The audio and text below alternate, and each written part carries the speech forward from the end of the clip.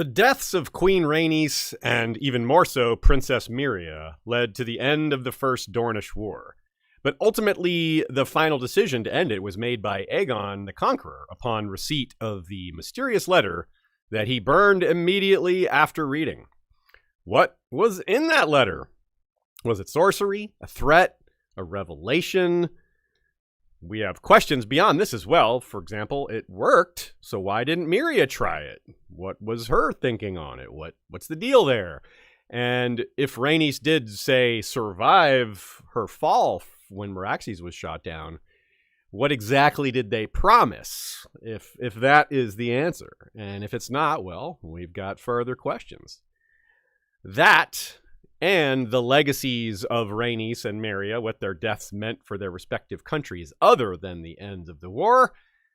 Well, we've got that and more on this episode of History of Westeros podcast. Hello and welcome back, everybody. It's another excellent edition of the Fire and Blood read-through, we hope. We hope you agree. I'm going to say that he burned that letter immediately and conveniently, or inconveniently, depending on how you look at it. Talk about burn after reading. Like, you'd think, it's not surprising that the Targaryens are big on that one.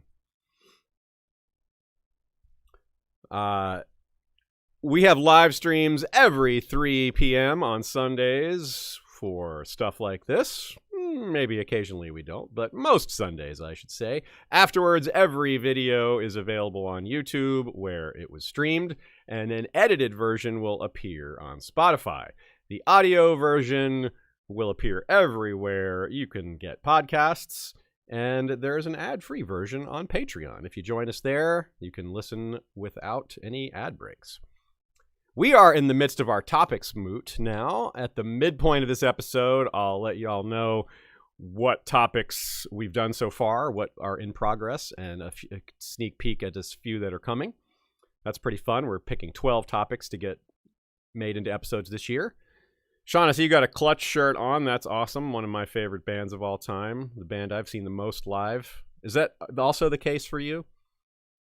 I have lost track. I think you've seen them like twice as much as me, but I've seen Clutch, Mastodon, and The Sword around a dozen times each. You know, one might be 10 or 14, but yeah. I've definitely seen Clutch 30 times or around, and that's not an exaggeration. We've been counting since it was in the teens, so I know it's a big number. But that's also because I'm an old man and I've had lots of time to see that band. They've been around for, and they've toured a lot too. Yeah. They've toured like constantly, pretty much. Never, no lineup change or anything like that too. So they've always, they've been together since high school. It's pretty hard to do that. Your shirt looks like a Sunspear Martell type. Yeah, it is. It's I couldn't see the image inside the sun there. It's a little Red Viper-ish, I think. It's not like explicitly the Red Viper, but I think that's who it's supposed to inspire people to think of. It's a spearman. The silhouette is the shot of the Red Viper. Yeah, I think it's like not everyone's going to immediately know that, but it's a safe first guess and is indeed correct. So yeah, it's a cool shirt. I don't have a lot of brown shirts, and this is a Fire and Bloodish, or rather Unbowed, Unbent, Unbrokenish, the Son of Dorne, and the spear. Yeah, very Martell. It's pretty sweet. I like this shirt. All right. So shout out to our good friend Nina. You guys didn't ask me about my shirt. Oh, of course. Well, Shay's got a cool shirt too. We don't always talk about your shirt because it's not on camera. You can't see it, yeah. I'm in an Across the Spider-Verse sweatshirt, in fact, which is I guess my favorite movie of last year. Nice. Yes, it was really fun. Our experience at it was less fun than it could have been. If any of y'all have ever gone to a 4D theater with the shaking seats, oh man. 4D with the wind and the mist, I like that. But we went to the one where your seats were moving like a roller coaster. Like you literally couldn't take a sip from your drink. One of our friends almost sat on the ground because he was getting nauseous. I was also like that. I almost sat on the ground. I really thought we needed seatbelts. That's how bad it was, actually. Yeah. But I love the movie. Hated that experience. Yes. So if you had a similar experience at that movie or another one, let us know in the chat, because I think they cut back on that right away. They're like, nobody liked that. So let's tone that down a bit. Yeah. I can't not add a little bit to this. I just want to point out Barbie was my favorite movie of last year. Nice. Which is nominated for Best Picture. And Across the Spider-Verse, nominated for Best Animated Movie, along with The Boy and the Heron, which I just saw at the theater, which was pretty good too. Oh, great. But I'm torn. I think I like Spider-Verse better, but they're both good in different Full ways. valid. I want to see Nimona still as well. Also nominated for Best Animated Film. I plan on seeing that next month. Right on. Well, let's shout out our good friend Nina. Her blog is at Good Queen Alley. That's ALY. SAN, good Queen Alley, GOODQUEENALY. I've never bothered to spell it all the way out. I just say one L in alley, but yeah. .tumblr.com. And Tumblr doesn't have an E. Oh my gosh. TUMBLR. How do they do that? It's all this time I thought it was GUD. Good Queen. Good Queen Alley, yes. Her latest blog post is she got a question about the unknown metals of the Citadel, as in what chains represent what. There's several metals that we know appear as associated with certain studies that we don't actually know what those studies are, like brass, pewter, platinum, red, gold, and tin, for example. And she fills in the blanks with some educated guesses. I particularly like her guesses for brass and platinum, so check that out if you're so inclined. If you have questions of your own, send them to westeroshistory@gmail.com or connect with us through Patreon or any of the other social media sites. But westeroshistory@gmail.com is perhaps the most surefire way. My headcanon is that brass means they learn how to play the trumpet. Music, woodwinds specifically, yes, only. I would say for sure emailing us is the most direct way. Yeah, good, yeah. You were muted, Ashaya, but you just said the email is the best way to reach us directly, right? Yes, that's what she said. Let's start with our trivia question. Dornish blank became slang north of the Red Mountains for cowardice. Fill in the blank. Dornish blank became slang for cowardice. What is the blank? That's the answer, blank. Yes, Dornish. They say, you Dornish blank. That's right. Blank man everywhere. This episode will be concerned with the deaths of Princess Meria, Queen Rhaenys, and Meraxes, and what their deaths meant to the respective causes and countries and family, and how ultimately these elements were crucial to forging a peace after a long period in which there seemed to be no end in sight to a very brutal, bloody war. This is a big part of their respective legacies, which we will dig into deeper in the second half. The first part is, of course, the peace process and the letter. Apart from those two, meaning Meria and Rhaenys, our cast of characters today includes the other two heads of the dragon, of course, Visenya and Aegon, Prince Nymor and his daughter heir, Princess Dyria, Orys Baratheon, the new hand of the king, Lord Alton Celtigar, who actually doesn't do very much, but he should be mentioned because he was the hand of the king in this era. Lord Oakheart makes a brief appearance. Grand Maester Gowan, who is the third ever Grand Maester, he's a big part of this. Young Prince Aenys is around, and even younger Prince Maegor is on the scene. Also, a correction from last episode. I goofed on Maegor's birth date. He was born in 12, not 10. I have a mental block on that. This is not the first time I've made that mistake, so it happens. That means Visenya was not pregnant when the Kingsguard was formed, so take that with a grain of salt. I don't think I made any other points based on that wrong date. It's all, the 2 year doesn't make that much difference in terms of guesstimating and other things like that. The heir and a spare did change the Targaryen picture, but since both happened before the peace was consummated, it doesn't really matter. So yeah, my brain is stuck on Maegor being 2 years older than he really was, but we'll deal with that. So the death of Meria. Let's have a quote picking us up basically where we left off last time. Age and ill health finally did what dragons and armies could not. In 13 AC, Meria Martell, the yellow toad of Dorne, died abed, whilst having intimate relations with a stallion, her enemies insisted. Her son Nymor succeeded her as Lord of Sunspear and Prince of Dorne. 60 years old, his health already failing, the new Dornish prince had no appetite for further slaughter. He began his reign by sending a delegation to King's Landing to return the skull of the dragon Meraxes and offer King Aegon terms of peace. His own heir, his daughter Dyria, led the embassy. So Nina mentioned the parallel to Catherine the Great last time, which is only slightly less ridiculous. The woman, hooking up with a horse. This is even, what I mean less ridiculous for Catherine the Great, is that Catherine the Great was at least like not a 90-something-year-old woman, which just makes it a little more ridiculous. Like, yeah, this 95-year-old woman's hooking up with a horse, yeah. It's not that much more realistic for a 35-year-old woman, but I would say it's even less likely for a 95-year-old. Anyway, it's clearly absurd in any case. But I can imagine the coronation being an unusually unfancy affair, like big celebration for the new Prince of Dorne. Yeah, after 9 years of an incredibly brutal war, I think this was probably a low, a low festivity affair. They're just like, yep, all right, time to move on. What are we going to do now? I have to make a Letterkenny reference here. I know you haven't seen it, but anyone that has will know what I mean when I say it was a sick horse. A sick horse? Okay. Yeah. I see. When they've watched Letterkenny, you know what I mean. So the Targaryens didn't burn Sunspear, though, so at least it wasn't like they weren't having a coronation in, a burned out husk of a building, but they probably kept it small. They didn't need word getting out. The last thing they needed was like assassins or a dragon showing up to just torch the affair entirely. Anita points out that one interesting aspect to this war is that we don't actually get a lot of internal politicking and court factionalism, if there was any, in Dorne.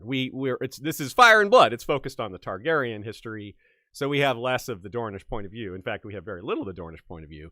And you really wonder what was going on down there. Were they arguing about whether to keep the war going? Did Meria know her son was going to immediately flip the switch when she died? Was she aware of that, or should she suspect it? What did Dyria think? Dyria is now the heir at this point after Meria dies. So is she on her grandmother's side? Is she on her father's side? Is she kind of neutral? Does she play in both sides? It's really not very clear to us. But it's an interesting thing to consider. Were they debating it? Did it get like tense? Was there threats made, or were they just kind of all on one mind about it, or just pretty happy with Meria's leadership and ready to keep fighting? Well, probably not, because Nymor stopped it immediately. He sent this delegation, like, apparently within weeks of his mother's death.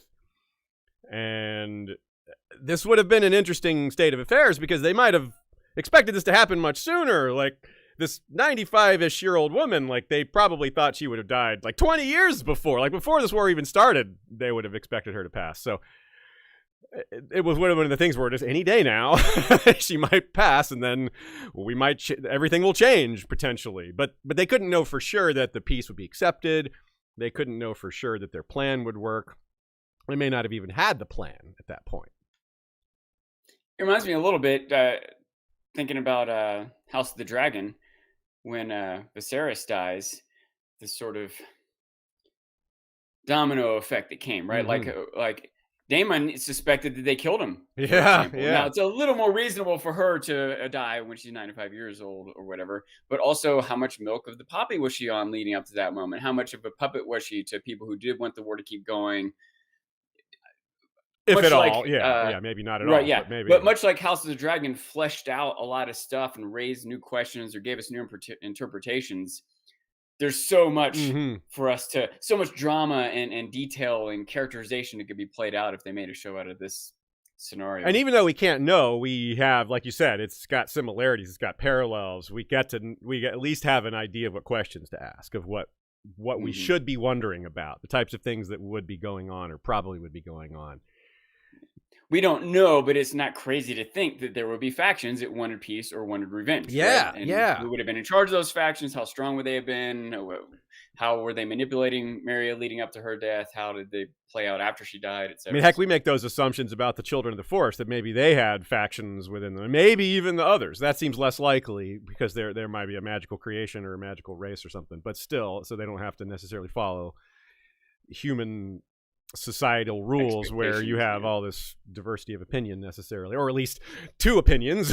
You fight on or for peace, But like, even if maybe there's other elements to this question or line of thought or whatever, but even like a pack of wolves or orangutans have factions, right? It's not like only humans can have factions. Point. And Dorne is known for being a factionalist place. It's never been terribly united. It's always been sort of the least united of the 7 kingdoms or the 8 kingdoms, or forget the number. You know what I mean?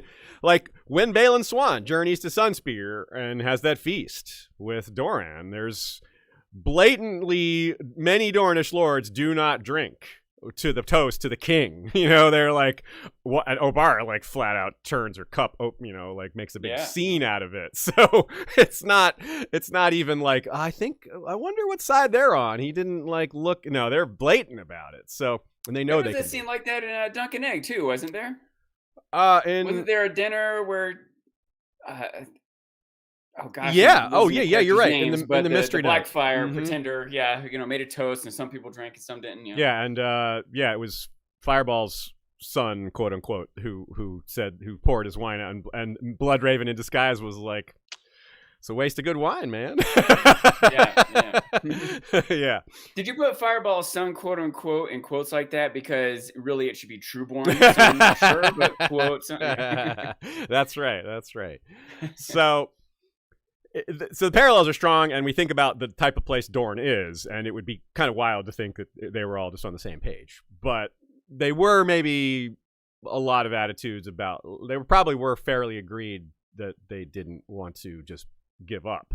However, giving up can mean a lot of different things. There's peace. They're suing for peace. There's asking for concessions, and there's just, hey, can we just stop now? There's a lot of different versions of that, whether you ask for something or anything else. In modern Dorne, we don't see it as a monolith, and we see them infighting and having slight disagreements, but generally still being on the same page overall of what they want, but they still have a variety of opinions.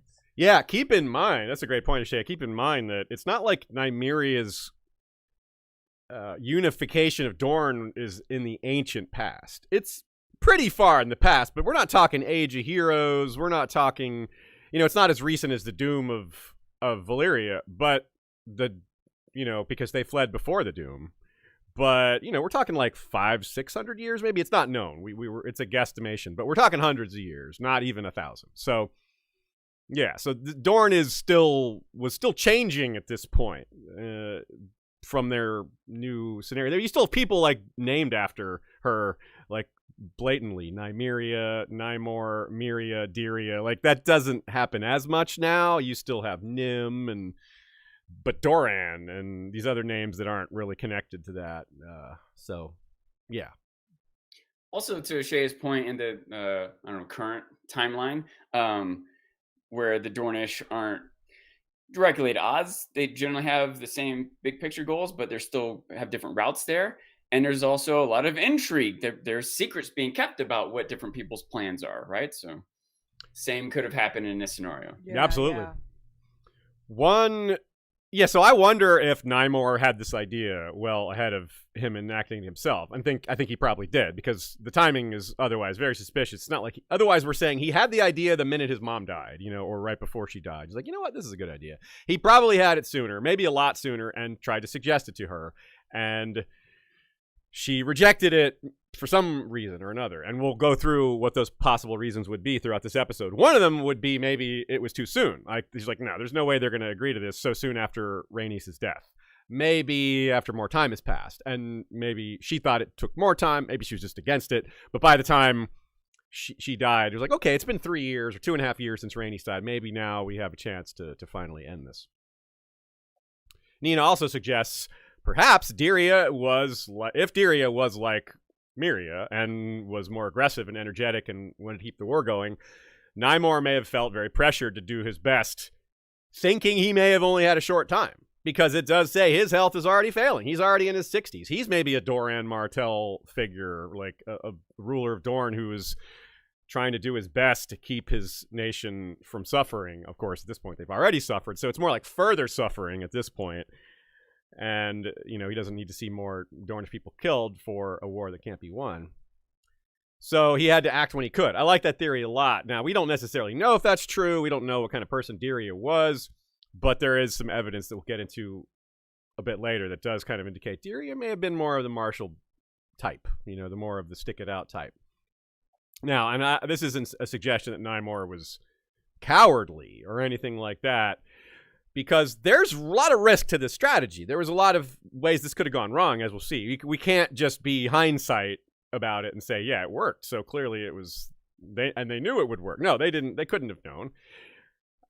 In fact, it could have backfired very badly, and we'll get into that. So if the Targaryens just kept coming and burning stuff, it's like, why would they expect a peace delegation to even stop? What leverage did they have, right? Well, they had whatever leverage is in this letter, apparently. There's something in there that that worked.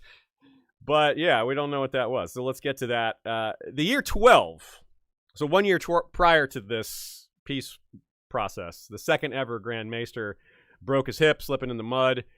And he had been the Grand Maester since basically the beginning, because the first Grand Maester lasted less than a year. So this guy had been around for about 8 years. So the third ever Grand Maester was elevated. His name was Gawain, or Gawain, Gawen, and he would take office and hold it for 29 years. So into the reign of Maegor. So we won't mention a new Grand Maester for a while. So a little stability in the office, and that's kind of interesting. The first died after less than a year. The second lasted 8. And this guy's like a Pycelian length of time. Pycelle actually lasted over 40 years, so quite a bit more, but still, 29 is a long time. They also have another thing in common. They were both killed rather than dying of natural causes, and they both were killed inside the Red Keep. So, sorry, Gawain, you're not going to have the best ending, but we're nowhere near that yet. We're still 29 years from that. So, yes, we're not nowhere near Maegor's reign. We haven't even gotten to Aenys or the end of Aegon. Here is another quote. This is the delivery of the peace proposal to the king. Prince Nymore's peace proposals encountered strong opposition in King's Landing.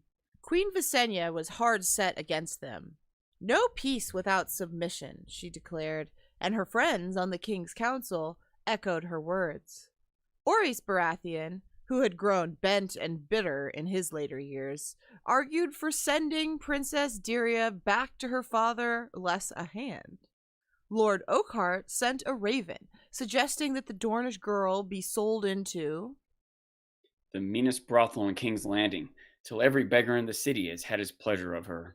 Aegon Targaryen dismissed all such proposals.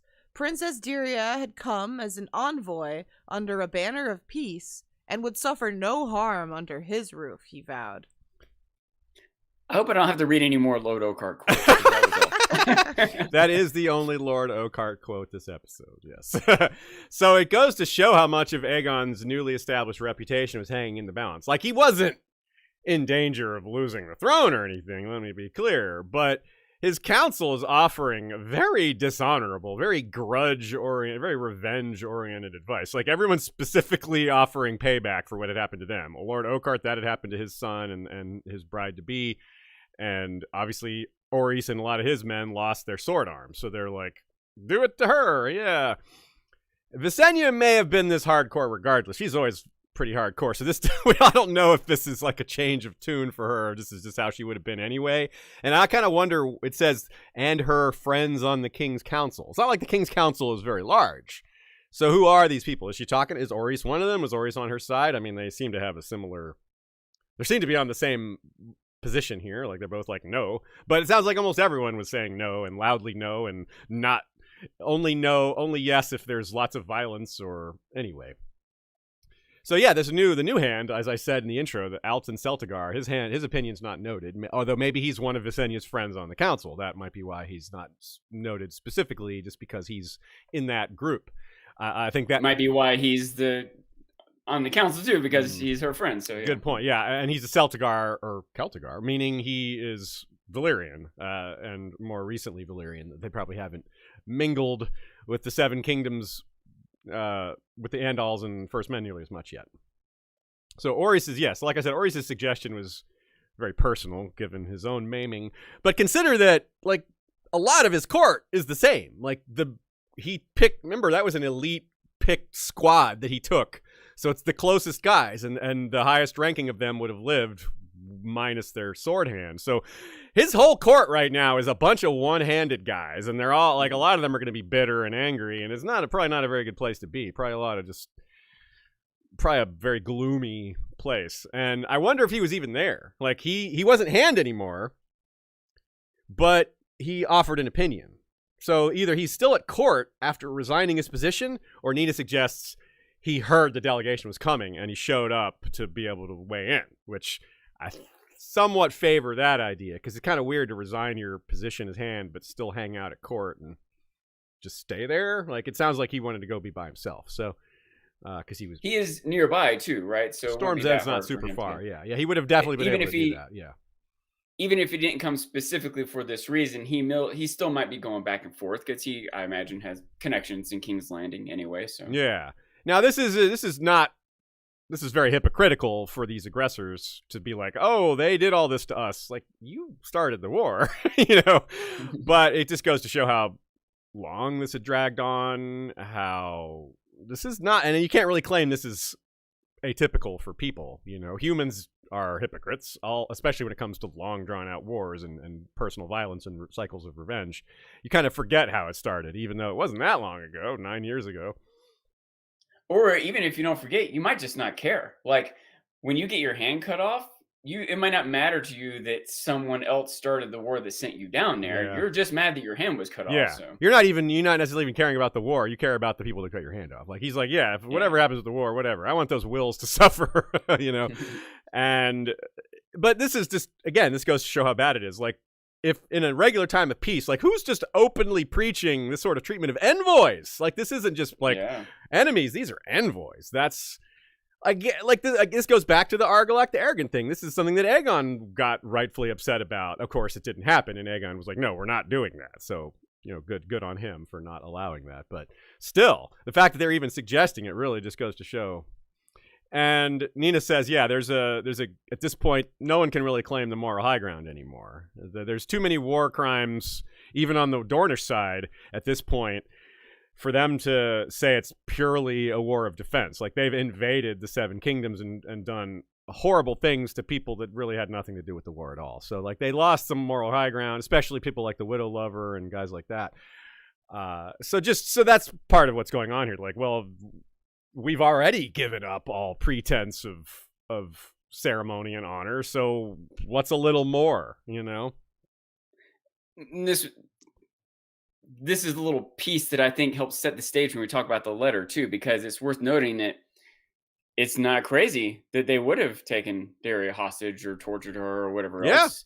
It is maybe it was a gamble or maybe less of a gamble than we feel like because of what was in that letter. Maybe they knew what was in there would stop them, not just stop the war, but stop them from doing something to Daria. Maybe, but only if they show it to the king, like maybe they're right. They got to get to the king safely. Is a lot of right. Like definitely could they have been worried that they just been attacked on the way? Like they're flying a peace banner for sure, but like, are they gonna listen? Are they gonna like obey that? Are they gonna honor that? Yeah, maybe not. So that would have been there's risk. There was serious risk just in going there. Like you would kind of think as a default, weddings have peace banners flying. Yep. That didn't matter. So didn't matter in Fontaine. Yeah, it didn't matter in Fontaine or at the Red Wedding. But it's funny because later in the main story, the Dornish did that. The Martells did that in a way, in sending envoys and sending people to dangerous situations that could blow up in their face. Some of which haven't played out yet because we have like Nymeria and Tyene going to King's Landing. Good point. But Oberyn went to King's Landing. It ended poorly, but not in a way they could have predicted. Yeah. And Quentyn went to see Dany in a really dangerous way, in a way that I've always judged Doran for making that call. And it ended poorly, but again, not because of any fault of Dany or anything. But though she might get blamed for it. Yeah. But yeah, you're right. So yes, treatment of envoys is it can be a casus belli, right? It can be a reason to start a war, or it can be a reason to claim the moral high ground, or what have you. Yeah.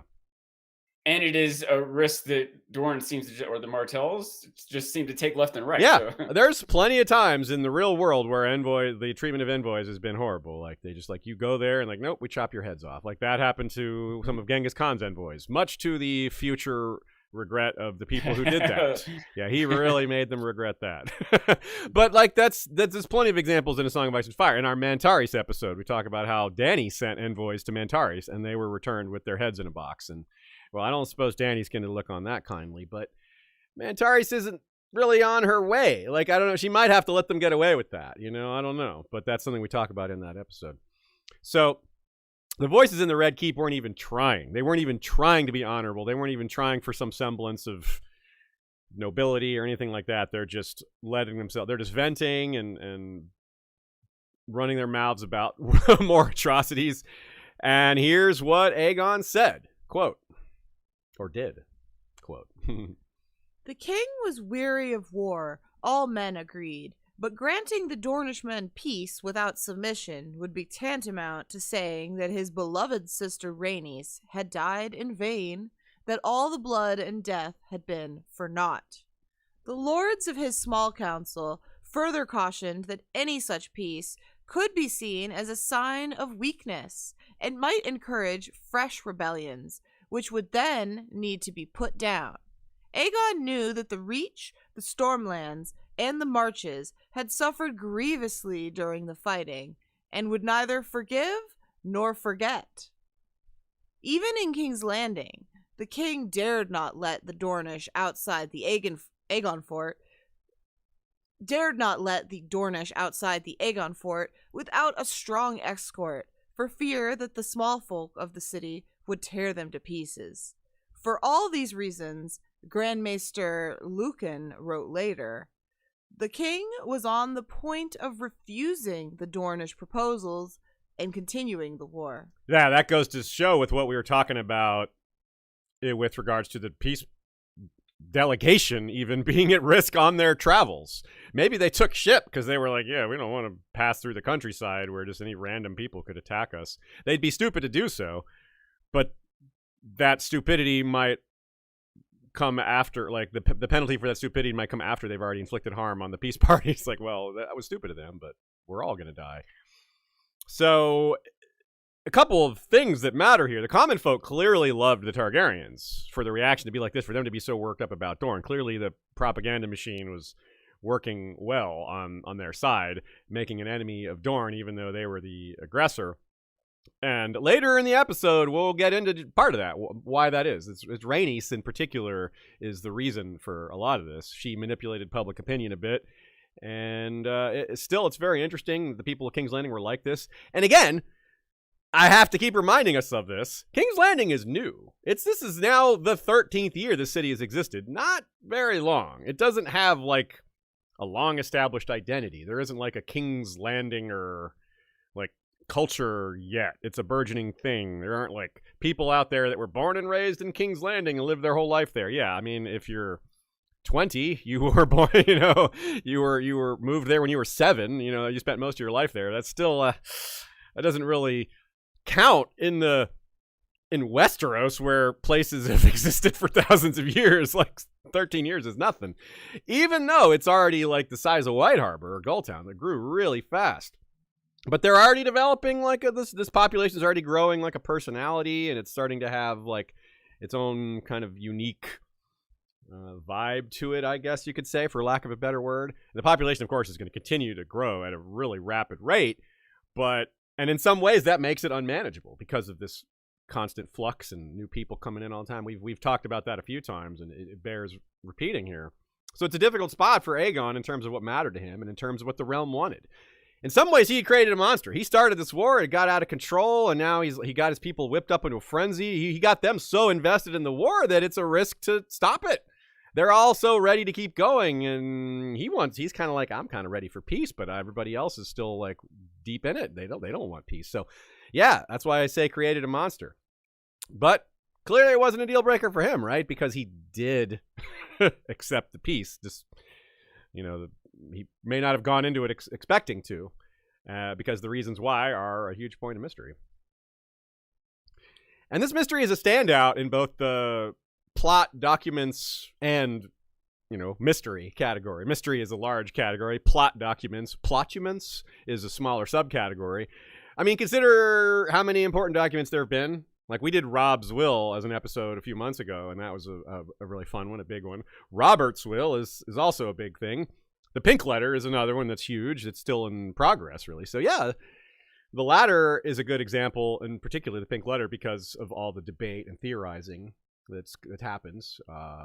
Unlike the Pink Letter, we may not get answers on this one, whereas we probably will get some answers on the Pink Letter, but maybe not. We'll have to wait and see. Anyway, let's talk about the mystery letter, starting with, quote, "It was then that Princess Daria presented the king with a sealed letter from her father. For your eyes only, your grace." King Aegon read Prince Nymore's words in open court, stone-faced and silent, while seated on the Iron Throne. When he rose afterward, men said, his hand was dripping blood. He burned the letter and never spoke of it again, but that night he mounted Balerion and flew off across the waters of Blackwater Bay to Dragonstone upon its smoking mountain. When he returned the next morning, Aegon Targaryen agreed to the terms proposed by Nymor. Soon thereafter, he signed a treaty of eternal peace with Dorne. To this day, no one can say with certainty what might have been in Diria's letter. So the order of events here is very worth taking into account. If we're really trying to break this down, we got to hyper fixate on the order of events and other things like that. The way it's written, it sounds as if the Dornish envoys first asked for peace, and then after hearing the strong outcry against it, then gave the message over. It wasn't like they just handed all this stuff over at once. It seems like there was a little bit of a timing plan here. Like they maybe weren't maybe there was still a chance they weren't going to give this letter over, which... Or maybe had a different letter to give, depending on the response. A set of letters, and depending on which the reaction give. Yeah, I hadn't considered. That's a great possibility. And they may have been reluctant, as we'll show. Also note that the private message was very publicly delivered. Right? It says he read it in open court. They gave him the option to say it out loud. They gave him the option to, share it. They probably suspected he wouldn't. But I don't know. We don't know. Everyone knows Aegon got a private message and that it affected him emotionally. That he had a strong, extreme reaction to it, something that isn't typical for him. He is stone-faced, composed, calm, doesn't seem to be a guy that yells or just projects a lot of emotion in general. Just a very controlled person. Stoic, yes. Perfect word for him. Now, we looked this up to be sure, and it's not 100% clear still. Sean, I know you still have some doubt here. I think it's pretty clear that he was gripping the throne, but I can see the interpretation that he gripped the letter so tight. The problem with that is, how can he read it if he's gripping it so tight that it's making him bleed? Yeah, well, it could be that after he read it, he just suddenly clenched his hands and his nails dug, and he just sat there for a moment kind of processing it. I don't know, maybe that's stretched, but it's also weird to me that he wouldn't need to grip the Iron Throne very hard to cut himself. People just accidentally cut themselves on it all the time. They would, right? If he's wearing armor, which he would be because of all the assassins. That's pretty well documented at this point. Yeah. So I think that would explain he pierced through his gauntlet or whatever. He gripped it so hard that his hand was there. Maybe he's just wearing thick leather gloves. Either way. Also, like, how would it be noted that his hand was bleeding if he had armor? Not impossible, but it would have to be bleeding a decent amount. Which is also not very likely for your fingernails, though. Like, if your own, like, how is it gushing blood if it's just your fingernails? So he might be wearing armor, but not be wearing gauntlets. He might have a breastplate and sure, yeah, that's true, yeah. But part of my, and again, this is this is what we're doing. We're kind of nitpicking this, but just it's a slightly different quote in the World of Ice and Fire. It says, Princess, and just this phrasing is what made me initially, because I read this first too, so it's what got the idea planted in my mind that he gripped the sword. It says, Princess Daria placed in his hands a private letter from her father, Prince Nymor. Aegon read it upon the throne, and men say that when he rose, his hand was bleeding so hard he had clenched it. He burned the letter and departed immediately on Valyrian's back for Dragonstone. So like every sentence references the letter. And in one sentence, it says he gripped it so hard. Yeah, I'm still saying that it says he read it upon the Iron Throne. The Iron Throne is the it there, I think. Yeah, then he clarifies that he burned that's why I think the it's letter. Unclear. He doesn't say he burned it afterwards. He doesn't continue that with the same it. And then he reestablishes what the subject is. Anyway, you're right. Let's not get hung up on that. It is symbolically maybe better for him to cut it. I think so too. I think that's another argument for it. Yes, absolutely, because it is. He's the man that decided a king should not rest easy. He designed this throne, so it does say a lot more. If he was so emotionally overwrought that even the man who knows this is a dangerous chair cut himself on it. Yeah. Were you going to say something, Ashaya? That. Okay. Cool. All right. That I think that you have to look through to the significance of it, the symbolism, and it just is better for it to be the throne. Yeah, I agree. Either way, though, we agree that it's a strong emotional reaction. That's like whether he gripped the throne or the letter, it was intense. Here is what the text suggests as possibilities. Quote, "Some claim it was a simple plea from one father to another, heartfelt words that touched King Aegon's heart. Others insist it was a list of all those lords and noble knights who had lost their lives during the war. Certain septons even went so far as to suggest that the missive was ensorcelled, that it had been written by the Yellow Toad before her death, using a vial of Queen Rhaenys' own blood for ink, so that the king would be helpless to resist its malign magic. Grand Maester Clegg, who came to King's Landing many years later, concluded that Dorne no longer had the strength to fight. Driven by desperation, Clegg suggested, Prince Nymor might have threatened that, should his peace be refused, he would engage the faceless men of Braavos to kill King Aegon's son and heir, Queen Rhaenys' boy, Aenys, then but 6 years old. It may be so, but no man will ever truly know. Thus ended the First Dornish War, 4 to 13 AC. Let the record show that Aziz and I grimaced at each of these potential explanations. Yes, yeah. If you're not watching the video, we were just like, I don't know about shaking that. our heads. Some of these theories are terrible, really. They're just kind of like, and these theories are old, like not just the ones suggested here, but in the fandom, because again, this started with the World of Ice and Fire in 2014, not with Fire and Blood in 2018. Fire and Blood fired it back up again. And Fire and Blood was more widely read, so in some ways this was a bigger call to action to think about this. Regardless, yeah, we can clearly discard some of these theories and add a few that aren't mentioned, perhaps. But yeah, the whole simple plea from one father to please, there's no chance this is what caused Aegon to grip it's like, oh my god, what have I done? Yeah, I don't think so. A list of all the lords and knights who had lost their lives also idle. He's like, really? John of Ent died and all these other guys? I can't believe it. This changes everything. Yeah, like, no. Yeah. Like, this is the man who torched 4,000 men on the field of fire. He's pretty well aware. He's like, putting names to it, I really don't think that changes a damn thing. My question is, were Visenya and Aenys, do you think, at Dragonstone or at King's Landing? Probably, well, Visenya would be at King's Landing a lot because Yeah. she weighed in on this, and it's kind of Yeah. unlikely that Aenys would be separate from them. So I think Aenys was there Okay. because it said that Aegon had him around a lot, and Yeah. yeah, I think they'd want to keep an eye on him, raising him to be at court and all that. But it's a good question. And it is possible that he showed up in a hurry. Like Mhm. if he didn't know Mary was coming and was on Dragonstone, he might have come over quick in armor, but without his son. It might be a dangerous scenario to bring his son into. That's true. He did say, we do know that he spent roughly half his time on Dragonstone, so it's entirely possible that that's the case. But he would have probably known A quarter of his time. a quarter of his time, yeah. A quarter of his time on Dragonstone, a quarter of his time at King Landing, half his time on the road. You're right. visiting I'm sorry. castles Half around of the his land, time yeah. not on the road was on Dragonstone. Yes, that is much more accurate. But he would have known the piece that the delegation was on its way.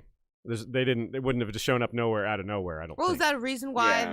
the Aenys would be at Dragonstone and No. not at King's Landing or anything? No, but it's a reason Aegon would be, and Aenys probably would be too, but maybe not. I'm just thinking that's probably Aegon would have already been there because he would have known they were coming.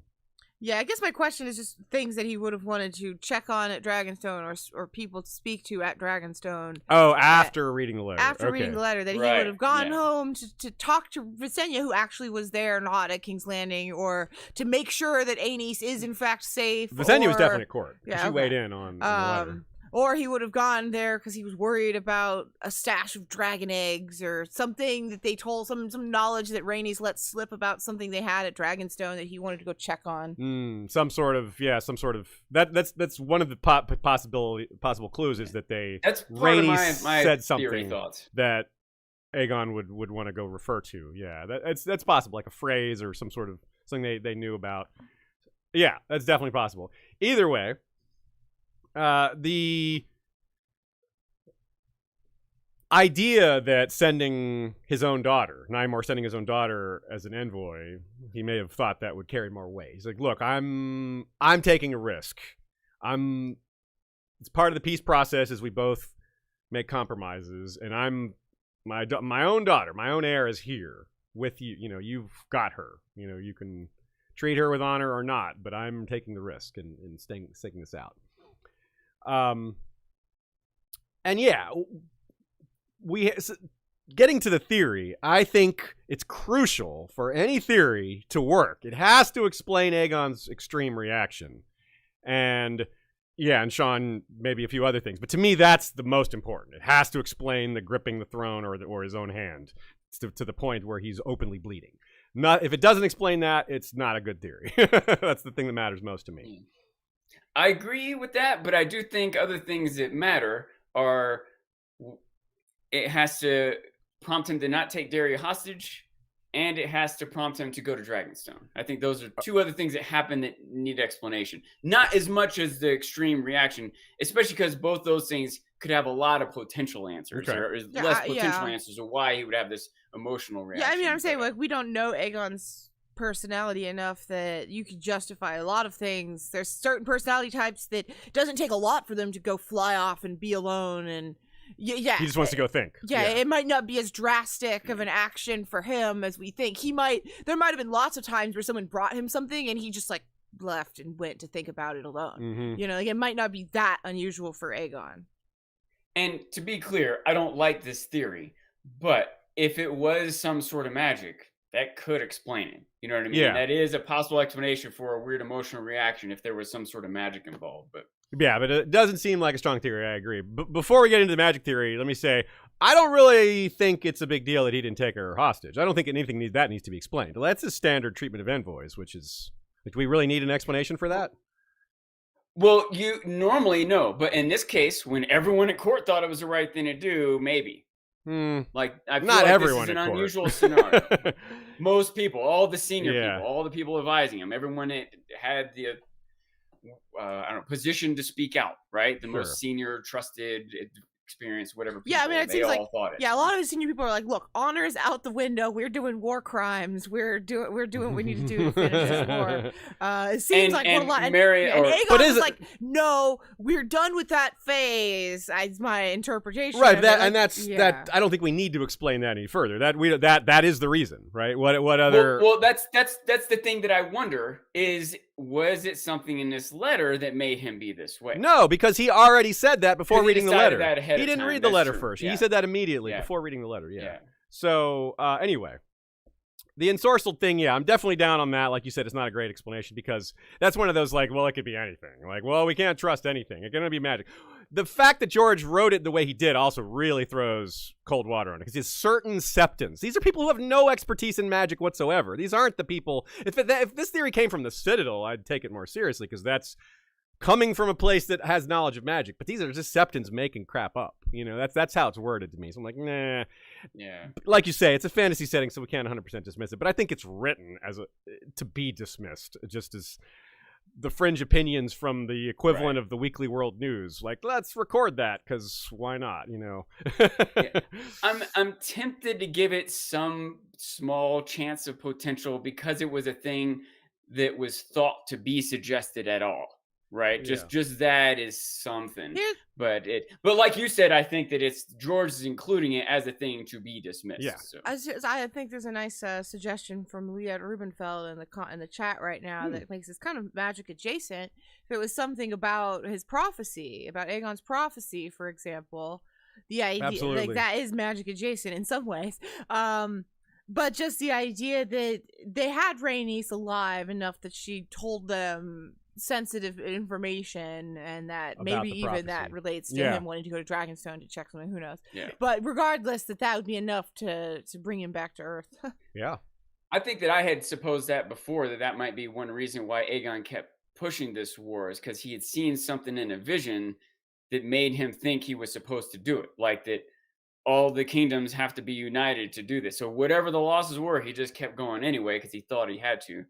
And I wasn't thinking in these terms yet, but maybe that was something in a letter, was something to just prove that, or look at it a different way, or Rhaenys had her own, or Daria had her own vision, or some other person, you know, I don't know. But the idea that he signed an eternal peace with Dorne is an interesting thing to consider in light of that. He maybe was giving up forever on the idea. Not that was upheld by either side, but at the time he might have been conceding the idea that Dorne needed to be controlled for that prophecy to be fulfilled, or that maybe he had conceded to the idea that it would be hundreds of years still, so that he wasn't concerned.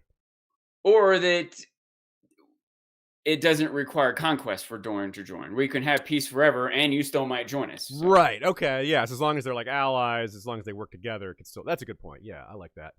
Now let's move on to the Faceless Man suggestion, which comes from the Grand Maester Clegg, which it's also pointed out that Grand Maester Clegg was not a part of this. He's writing after the fact. This is many years later. He has no personal information here. Maybe he saw some notes or got books from other sources that were relevant, but this is just a theory that came along later, which already throws a little, costs it a few points, I think.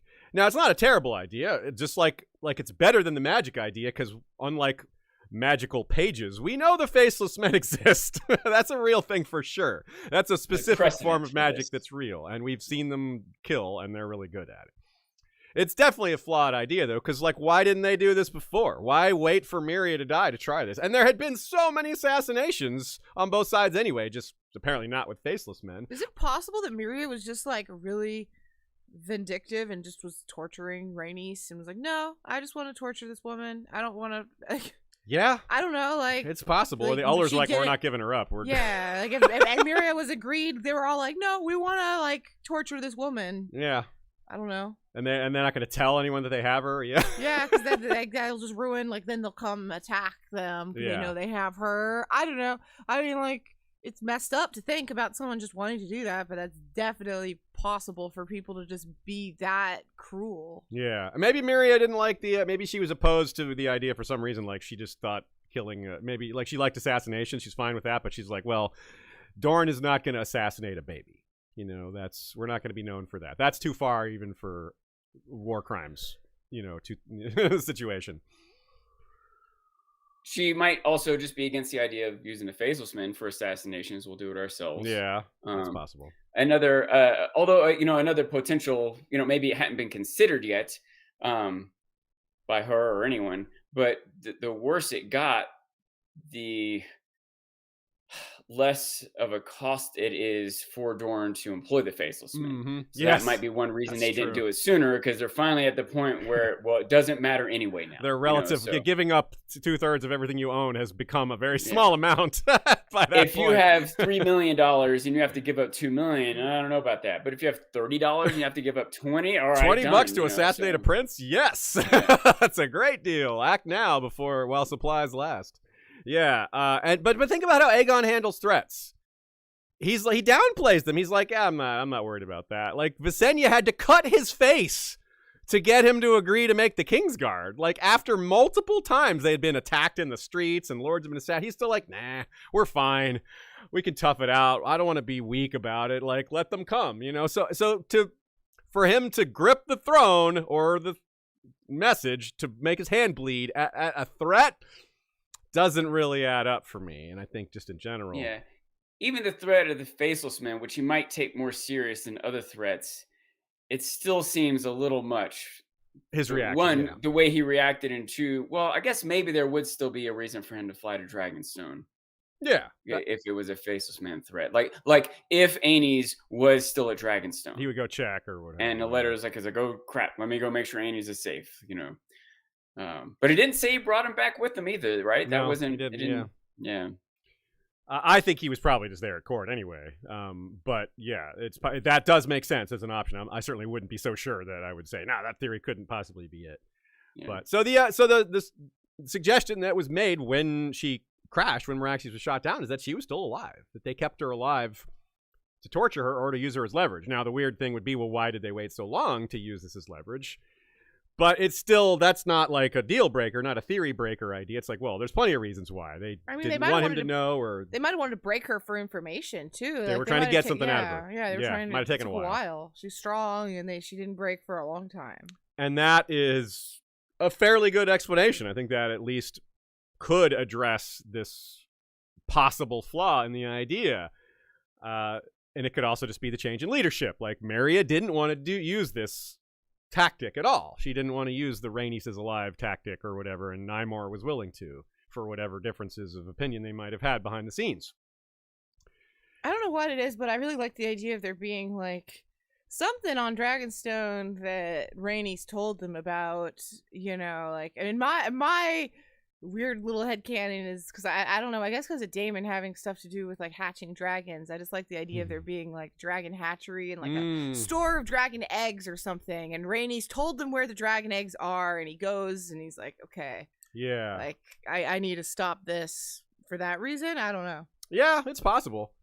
Sean, what do you think about do you think it's plausible that they could have kept it a secret that she was alive? Is that a flaw or maybe flaw? I quote this all the time.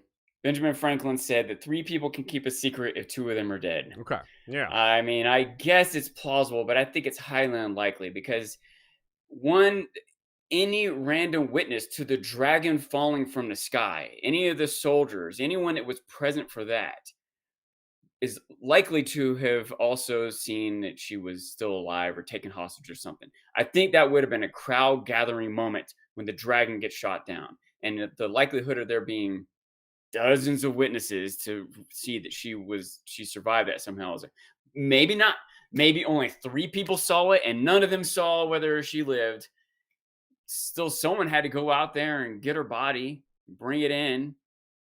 Was it Lord Oler himself, or did someone bring it to Lord Oler in secret? And 4 Lord Olers. Told or saw, 4 Lord Olers were assassinated, which implies that there were people that were maybe willing to talk around him. Like, if they're willing to kill him, then yeah, they could spill the beans about Rhaenys. Now, one argument against what you're saying, it's not a full argument against her, it's just like it's a counterpoint, semi-counterpoint, is that the Hellholt's pretty isolated. It's in the middle of the desert, so it's a little easier to control information in a place like that. And the Dornish population is scattered about, hiding from dragon flames. Yeah. So, I do think that there is some convoluted way it's possible. But does Meria know? Maybe that's why Meria didn't do anything, because she didn't know, because that would be another person who has to know if they send a messenger, and a messenger has to tell someone, and then Meria has to not tell. Meria and that messenger have to not tell anyone else. Yeah. Well, I think there's 2 things there. One, some of that time could have just spent like she's imprisoned by the Ullers. Meria doesn't know for 1 year of that, and then she finds out, and then there's a transfer that takes some time, and then and then Rhaenys is held somewhere else for the rest of that time. 1. Yeah. 2, the Ullers could have never had control of her, and they immediately handed her over, which explains how 4 Ullers could die and Rhaenys and secret be held. Is that they never actually kept her that whole time. She was in a dungeon. She was held captive. Any other place, like, it doesn't have to be the Hellholt. So I agree, Sean. There's a little bit of trouble in it keeping it a secret. Now, they may have wanted to keep it a secret because they would have been maybe afraid that allowing Aegon to know that she was alive they might have been worried that he would go even harder.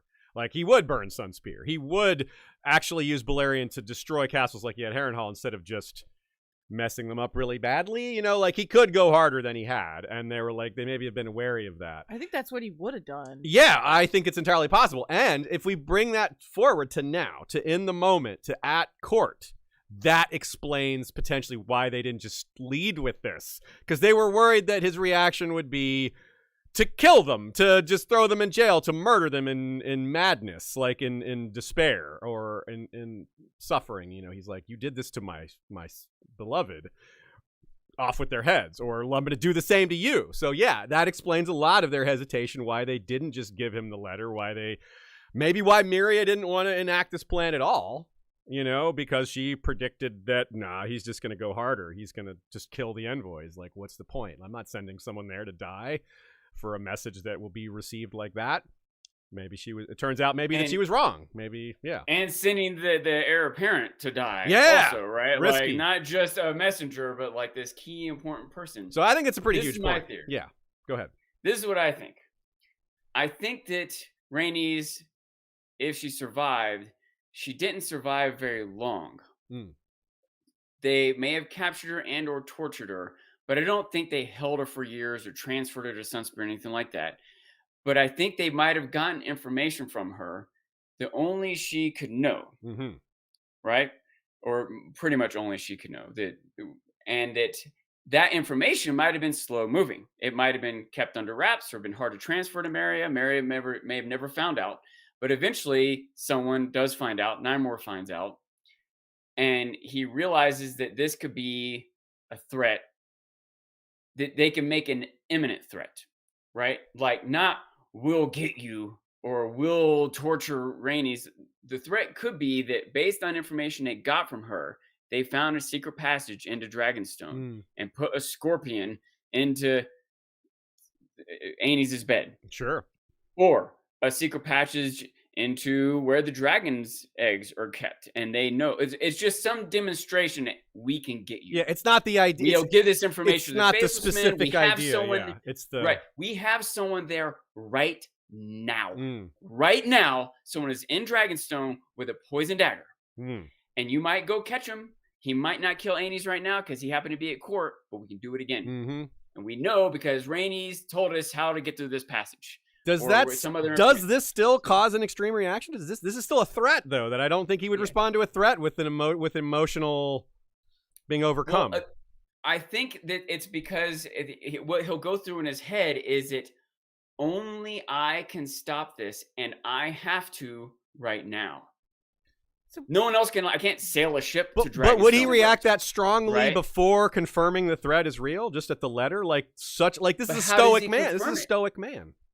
The only way to confirm it is to go there and see if the poison dagger is in the crib or if this, whatever. You see what I'm saying? Like, he's got to go to you go to see that we left this item there to prove. Well, how's that different than the Faceless Man threat, though? Like, the Faceless Men are going to be able to... That's more a long-term thing that might happen eventually. But the Faceless Men are so certain. He can make a plan for, defend against, There's no defending. It'll happen down the road. Is there, though? There's really no defense against the Faceless Men. I'm partly with you on this one. I like the idea of a concealed, like a thing that proves they can get this level of access. But I think that's already there. I think that's already there with the face, and I think that Aegon just doesn't respond to that. So we take it back to the prophecy angle on it. The idea that they also kept Rhaenys for a while, whatever, got information from her, but the information intersected with something to do with prophecy and to do with how Dorne would be brought into the realm.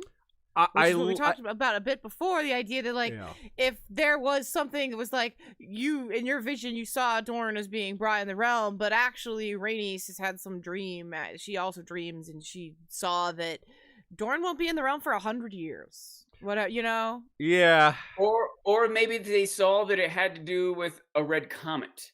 And Aegon's like, oh, there's some comment in the writings, the carvings on the wall at Dragonstone. And then there's like a calendar. And he's like, oh, it's not going to be for 200 years. Well, there were, to be fair, there were lots of other comments before that one. That wasn't the first one. Okay. Yeah, like there was one in Rhaegar's time, too. Yeah. But anyway, I think... Although still, way later. There would have been others, I think, too. I'm just saying that wasn't the only one. The idea, though, being that there was some sort of prophecy-related information that would make Aegon realize he doesn't need to press this right now, right here, and that there was something to corroborate that and what he was, Yeah, that's possible. I like that, but I still don't know if that gives the same clench your fist to bleeding. That's why I think it all has to come back to Rhaenys being alive. I think it's the only thing that works. It's the only thing that would cause that kind of emotional... And so, okay, here's my thought, is that what would they have had to say if Rhaenys is alive at the point of that letter? I don't know what secret words... What if it's her handwriting? Yeah, well, I guess, what does she have to say in that letter to actually convince Aegon to not... come try to that she's alive, save her, to kill the envoys right now. Well, that wouldn't save her though. Like he has no way to save her. That's clear. Like if he's unaware she's even alive for this couple of years and she's down in some dungeon, in what way? He has no means of saving her.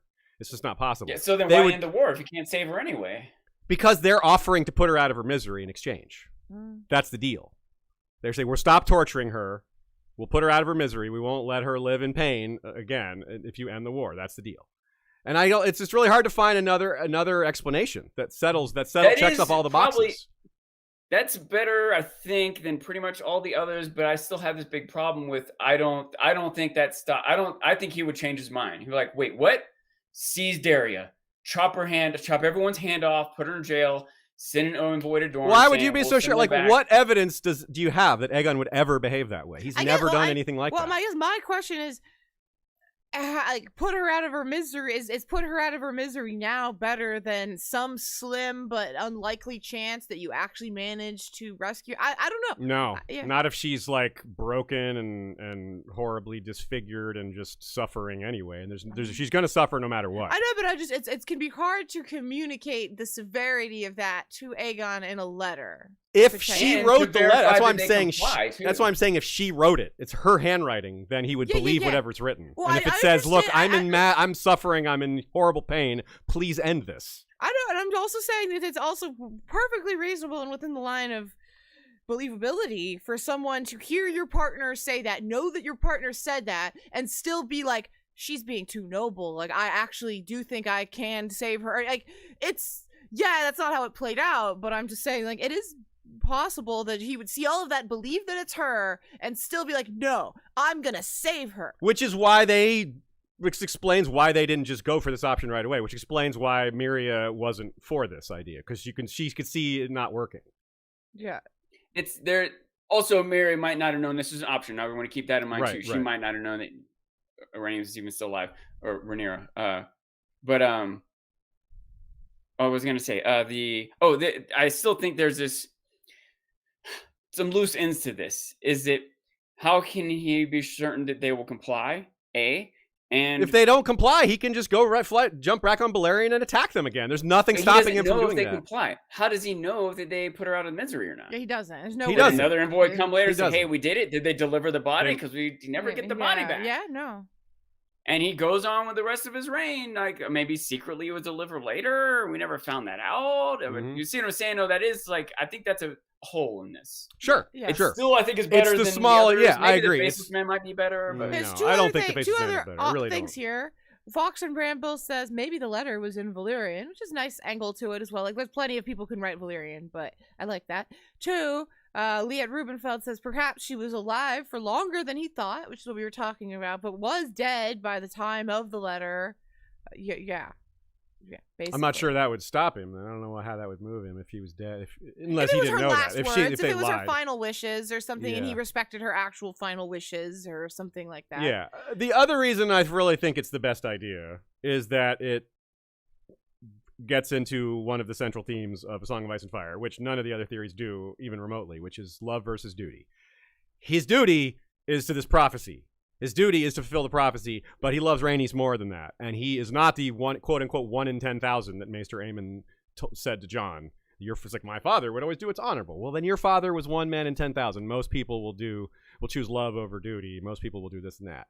And so Aegon is just like, he's not the 1 in 10,000, which is very George R. Martin, right? He says, yes, he chooses love over duty and doesn't tell anyone. Then they don't know. So there's no way for them to know that he made that choice, because he hasn't even revealed the prophecy to people. So he couldn't possibly reveal that thing.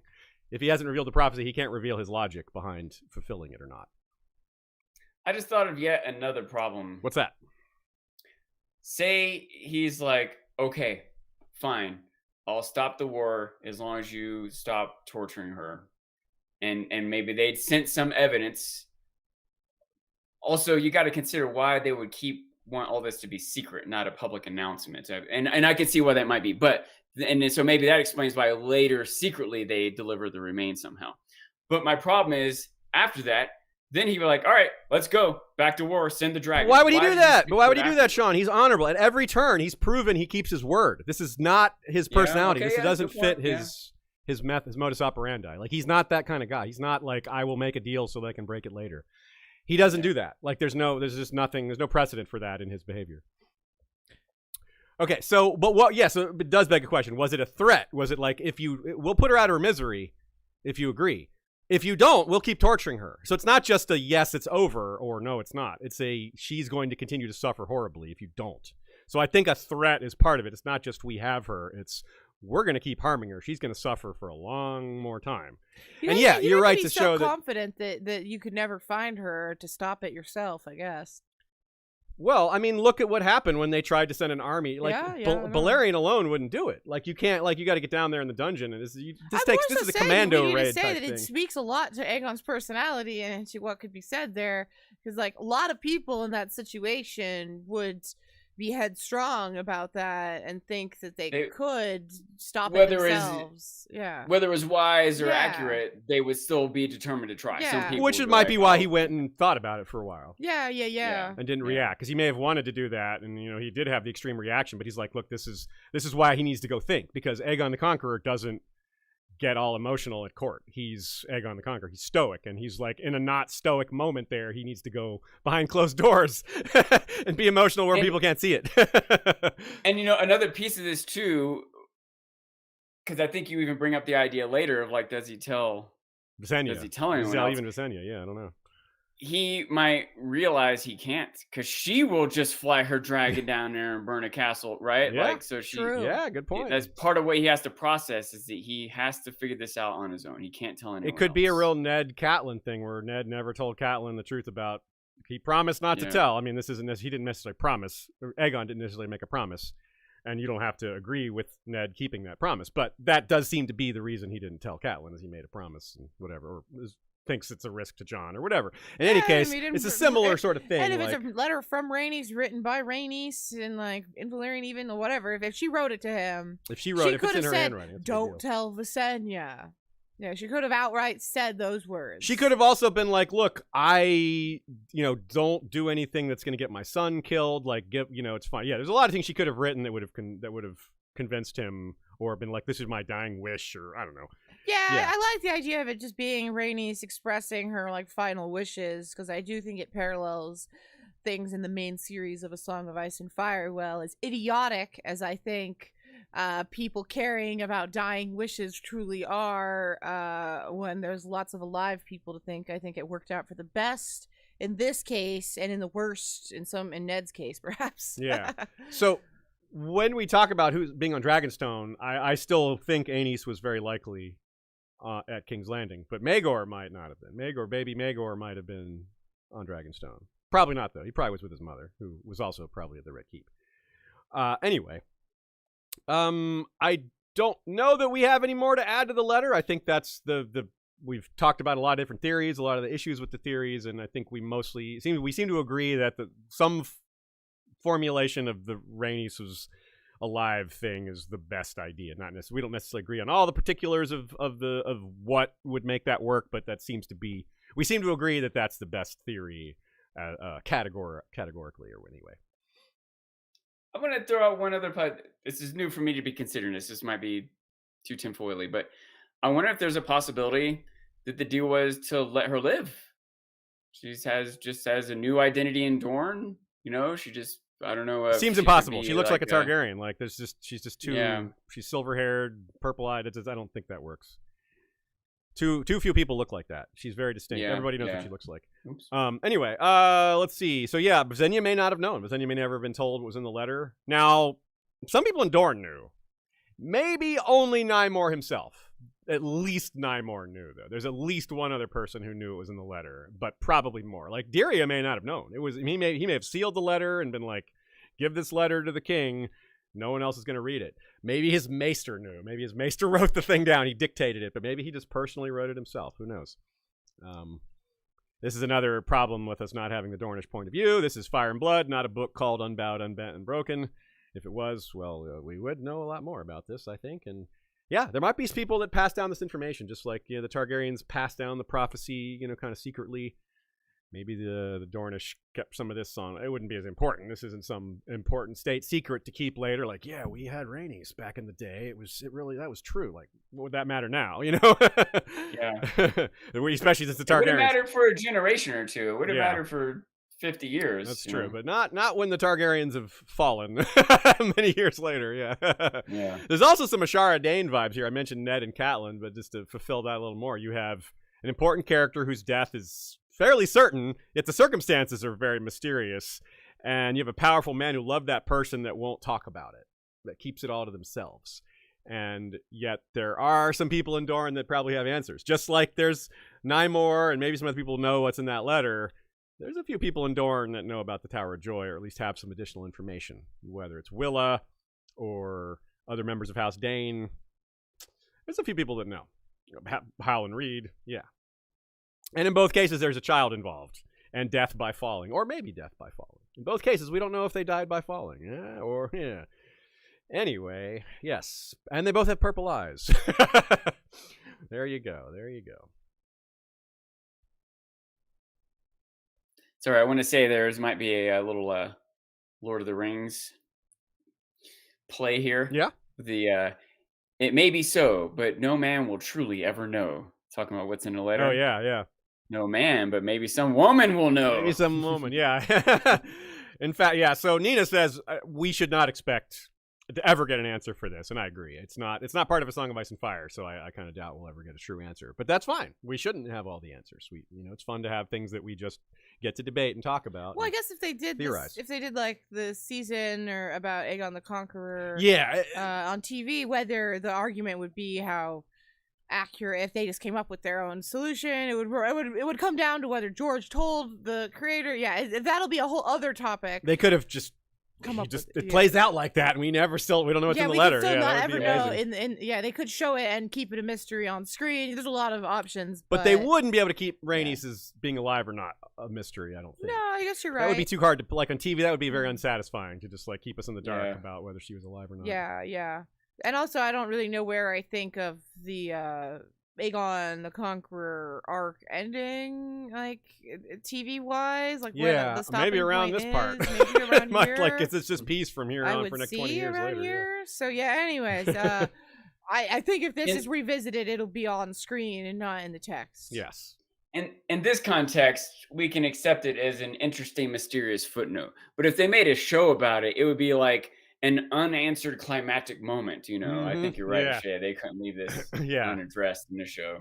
No. Okay, so let's talk about our topic smoot that's underway on our Patreon right now. We've had 3 polls so far. The first one was the undead. The choices were Cold Hands, Lady Stoneheart, Lightning Lord, and the Kyborg, meaning Robert Strong, get Gregor Clegane. The next one was Unfinished History of Westeros, where we have existing series that are not finished. And the choices were Nymeria's Landing, The Blood of Giants, The Wit and Wisdom of Dolorous Ed, and The Defiance of Cersei. And this past Friday, that would be Friday the 2nd of February, we put out a Robert's Rebellion era poll that has the topic choices: Sack of King's Landing, The Tower of Joy, The Abduction of Lyanna, and The Siege of Storm's End. So your fellow Westorians have been voting on these topics all week. You can join in the fun by signing up at patreon.com/History of Westeros and choose the level pledge amount that is best for you and start getting benefits and voting in polls. Other benefits include bonus episodes and access to our scripts and shout outs, things like that. Good fun stuff. And we're saying you also get the audio only ad-free versions of these episodes a little bit early. We release these to the public Sunday nights, but you get these on Patreon just a few days earlier on average, so that's relevant. Yeah. Or if I can sway the vote, I'm rooting for the wit and wisdom of Dolorous Ed. That's what I want to win. Right on. No, Nymeria win. It's looking like Nymeria's going to win that one. But it could happen. You never know. Things change. So another poll that we have coming next week to entice you all further is a poll on influences on George R. Martin that includes topics. It's a large poll that has a lot of choices. It includes such choices as H.P. Lovecraft, J.R.R. Tolkien, Robert E. Howard, several others. It's 8 or 10 choices on that list. Sharon K. Penman. Yeah, there's a lot. I didn't actually put the list in front of me like these other ones, but there's a lot of choices. I didn't want to list them all anyway. But leaving a few unknown is fun. So yeah, that'll be popping up this week. And all these polls. All authors, by the way?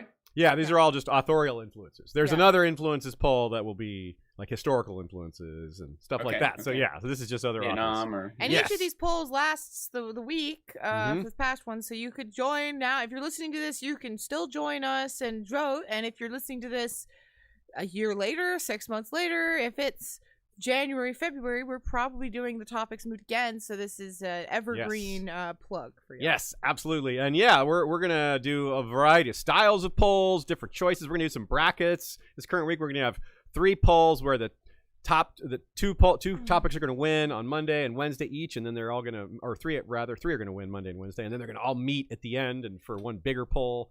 Yeah, so we got all sorts of fun formats and different twists and fun ways to do polling, and then we'll make episodes out of these things. So yeah, that'll be good too.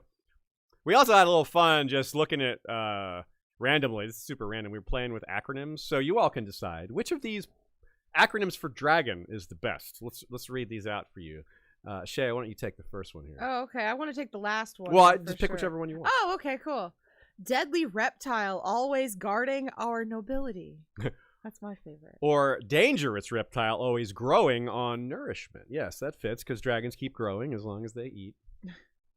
I like devastatingly rare animal gathering others nearby. Some people who are maybe the Dornish would agree with this one. If they said deadly ruler, awful, great, oppressive, nagging. Yeah, maybe not the great, but that's all a great those other question ones, mark. yes. Great, no, oppressive and nagging. Yeah, great doesn't really fit with all the others. I should have said god awful. Yeah, god awful. There we go. Awful and god awful. Yeah. Awful, god awful. Deadly ruler, awful, god awful, oppressive, nagging. That would be like deadly ruler, awful, god awful, oppressive, not oppressive. Yeah. And Dorne, if it was dragons plural, the S would be shunned. Yeah, that's right. I'd That's love right. it if y'all would Shunned. comment with your favorite acronym for a dragon. Dragon. So let's also take note that the delegation that arrived in King's Landing for the peace process brought back Meraxes' skull, which means that it wasn't a small delegation. They would have had a large cart with that, or if it was by ship, that might make even more sense. We first see Meraxes' skull in Tyrion's memories in, I think, his first chapter in A Song of Ice and Fire. Maybe it's his second, when he thinks of being down there in its presence. And it's obviously smaller than Balerian's, and Meraxes alone is enough to inspire awe in him. Must have been quite a sight, though, seeing a delegation carting that thing up. So when Nina pointed out earlier that Lord Orys may have discovered or found out that a delegation was coming, this is part of why he might have found out. It's quite a spectacle with a skull and all that, yeah. And compare Jon Arryn going to Sunspear early in Robert's reign with the bones of Lewin Martell, Prince Lewin Martell, to put things at ease because the Red Viper was stirring some things up with Viserys and maybe, continuing the war. So this was a way to tamp things back down.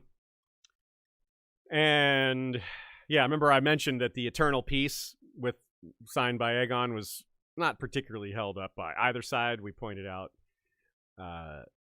many of Aegon's descendants would just pick a fight with Dorne, but Morion Martell would as well pick a fight with Seven Kings. Not really much of one, since Jaehaerys found out about it and the ships were all burned. So, that's why we call him Moron Martell. But yeah. Moving on to the legacy of Meria. We've got the legacy of Meria and the legacy of Rhaenys for the rest of this episode. Let's have a quote to start it off. The yellow toad of Dorne had done what Harren the Black, the two kings, and Torrhen Stark could not. She had defeated Aegon Targaryen and his dragons. Yet, north of the Red Mountains, her tactics earned her only scorn. Dornish courage became a mocking name for cowardice amongst the lords and knights of Aegon's kingdoms.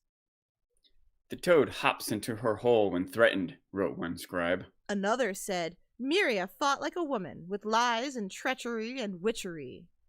The Dornish victory, if victory it was seen to be dishonorable, and the survivors of the fight, and the sons and brothers of those who had fallen, promised one another that another day would come, and with it, a reckoning. Their vengeance would need to wait for a future generation, and the accession of a younger, more bloodthirsty king. So this is a good example of copium. Copious amounts of copium. Another way to put it is excuses. They lost, and they're salty about it, so they denigrate the winners. And yes, it was a victory. There's victory in quotes, and if a victory it was. The objective was to prevent the Targaryens from conquering their country, and they did it. clear bias by the author Maester here. Absolutely the Dornish won. That was totally a Dornish victory. It doesn't mean you benefited. It doesn't mean you like did great, but it means you defeated the opponent, which they absolutely did. They wouldn't have won if they didn't win.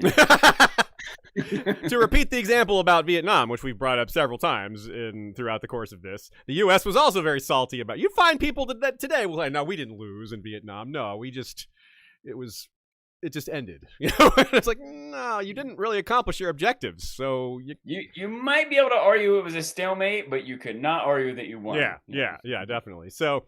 Not to simplify the comparisons, though, because the U.S. wasn't trying to conquer Vietnam either. There's a lot of things that aren't very similar here, like technology and circumstances. But still, it's a similar situation that a lot of people could identify with because, well, most of our listeners are from America and probably know people that have said similar things about the Vietnam War. If we go back to ancient times in the real world, it's more like a Pyrrhic victory where, Pyrrhus was the aggressor in this case too, so unlike the Dornish, but it's the same kind of thing. Pyrrhus won victories but lost so many soldiers that it was like, well, if I have another victory or two like this, I don't have anything, It has accidental wordplay too, because Pyrrhus literally means related to or pertaining to fire, his name, and of course there's a lot of that here, and the fire is part of why it was such a devastating victory.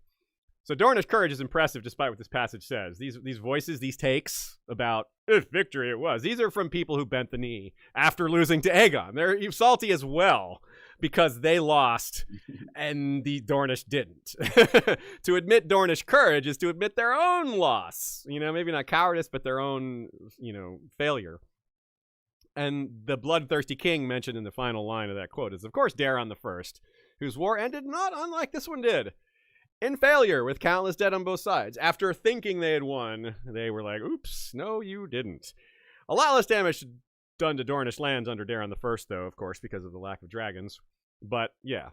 It says they would have to wait for a future generation. They weren't waiting. They were long dead. I mean, this is 144 years later that happened. So, yeah, I don't know if they have, I don't know how much of a grudge they still held. It's like, yeah, my great-great-great-great-great-great-grandfather was killed in Dorne. I'm going to get y'all for that. It's like, what was his name again? Oh, I don't know. I don't remember. Daeron, Pate, I don't know. and given how, but you can say this is part of Meria's legacy. She led Dorne so stubbornly and, well, perhaps you could say, effectively, that no one tried again as long as they had dragons, at least not effective, like with any sort of real effort, nothing that really rises to the level of true conquest attempt. And then post intention, is that the word you're looking for? And then post Daeron, the attempts were really pathetic. You got Aegon the Fourth, who just wooden dragons that caught fire and set the Kingswood on fire. Like, that is just some weak sauce right there. Like, talk about a failure. Like, if Aegon can't do it, you're gonna do it with that plan? I mean, please. So yeah, you got lots of just failures but most people didn't even make the attempt. They're like, Aegon the Conqueror couldn't do it, and Rhaenys died down there. Yeah, I don't want any of that. I'm not even going there. Let's not even try. So, and all those Baratheons got their hands chopped off, and the Tyrell army just disappeared. There's a lot of deterrent. Yeah, so it took a very special person and special circumstances for them to fire that all up again, and it still had the same result, basically. It was like, yeah. Special in quotes, by the way, because I don't know, that should have too much positive connotation. Yeah, so we can't know what would have happened down there. A lot of other things. There's plenty of differences between the two scenarios, but they did have similar endings. And again, we don't have the Dornish side of things. How do they remember Princess Meria? Do they look at her as the yellow toad, or do they think of that as like a positive thing? Because they called her that, but we'll own that nickname. Yeah, she was the yellow toad, but that's a good thing. Let them, we'll own that nickname. Like Tyrion owns the insults leveled on him. Like, yeah, just wear it like armor. Yeah, she was the yellow toad. Fine. You all lost to the yellow toad. What does that say about you? It's almost worse. Right? Yeah. Yeah, right. So I like that. Should have called it the yellow dragon killer or something. Yeah, the yellow toad. Well, of course we lost to the dragon killer. What were we going to do? The yellow toad defeats the Meraxes. I mean, yeah, right. So I suspect they probably think well of her. Maybe not hero status, but maybe a leader who embodied unbowed, unbent, and broken. In ways that few others could. I mean, they really, truly didn't give up. I mean, that's living up to those words. You might and you might connect those two dots. Like, her leadership is the reason the Targaryens stayed out for so long, and that's, if they recognize that, then she's got to be remembered well. Like, this is the person that fought the dragons and won and kept them out. And this is the reason we were independent and free for so long. And this is the reason why we got to marry in later, because they kept trying and kept failing. And Meria is the one who really showed us we could hold out. And we did it again later and blah, blah, blah. Yeah.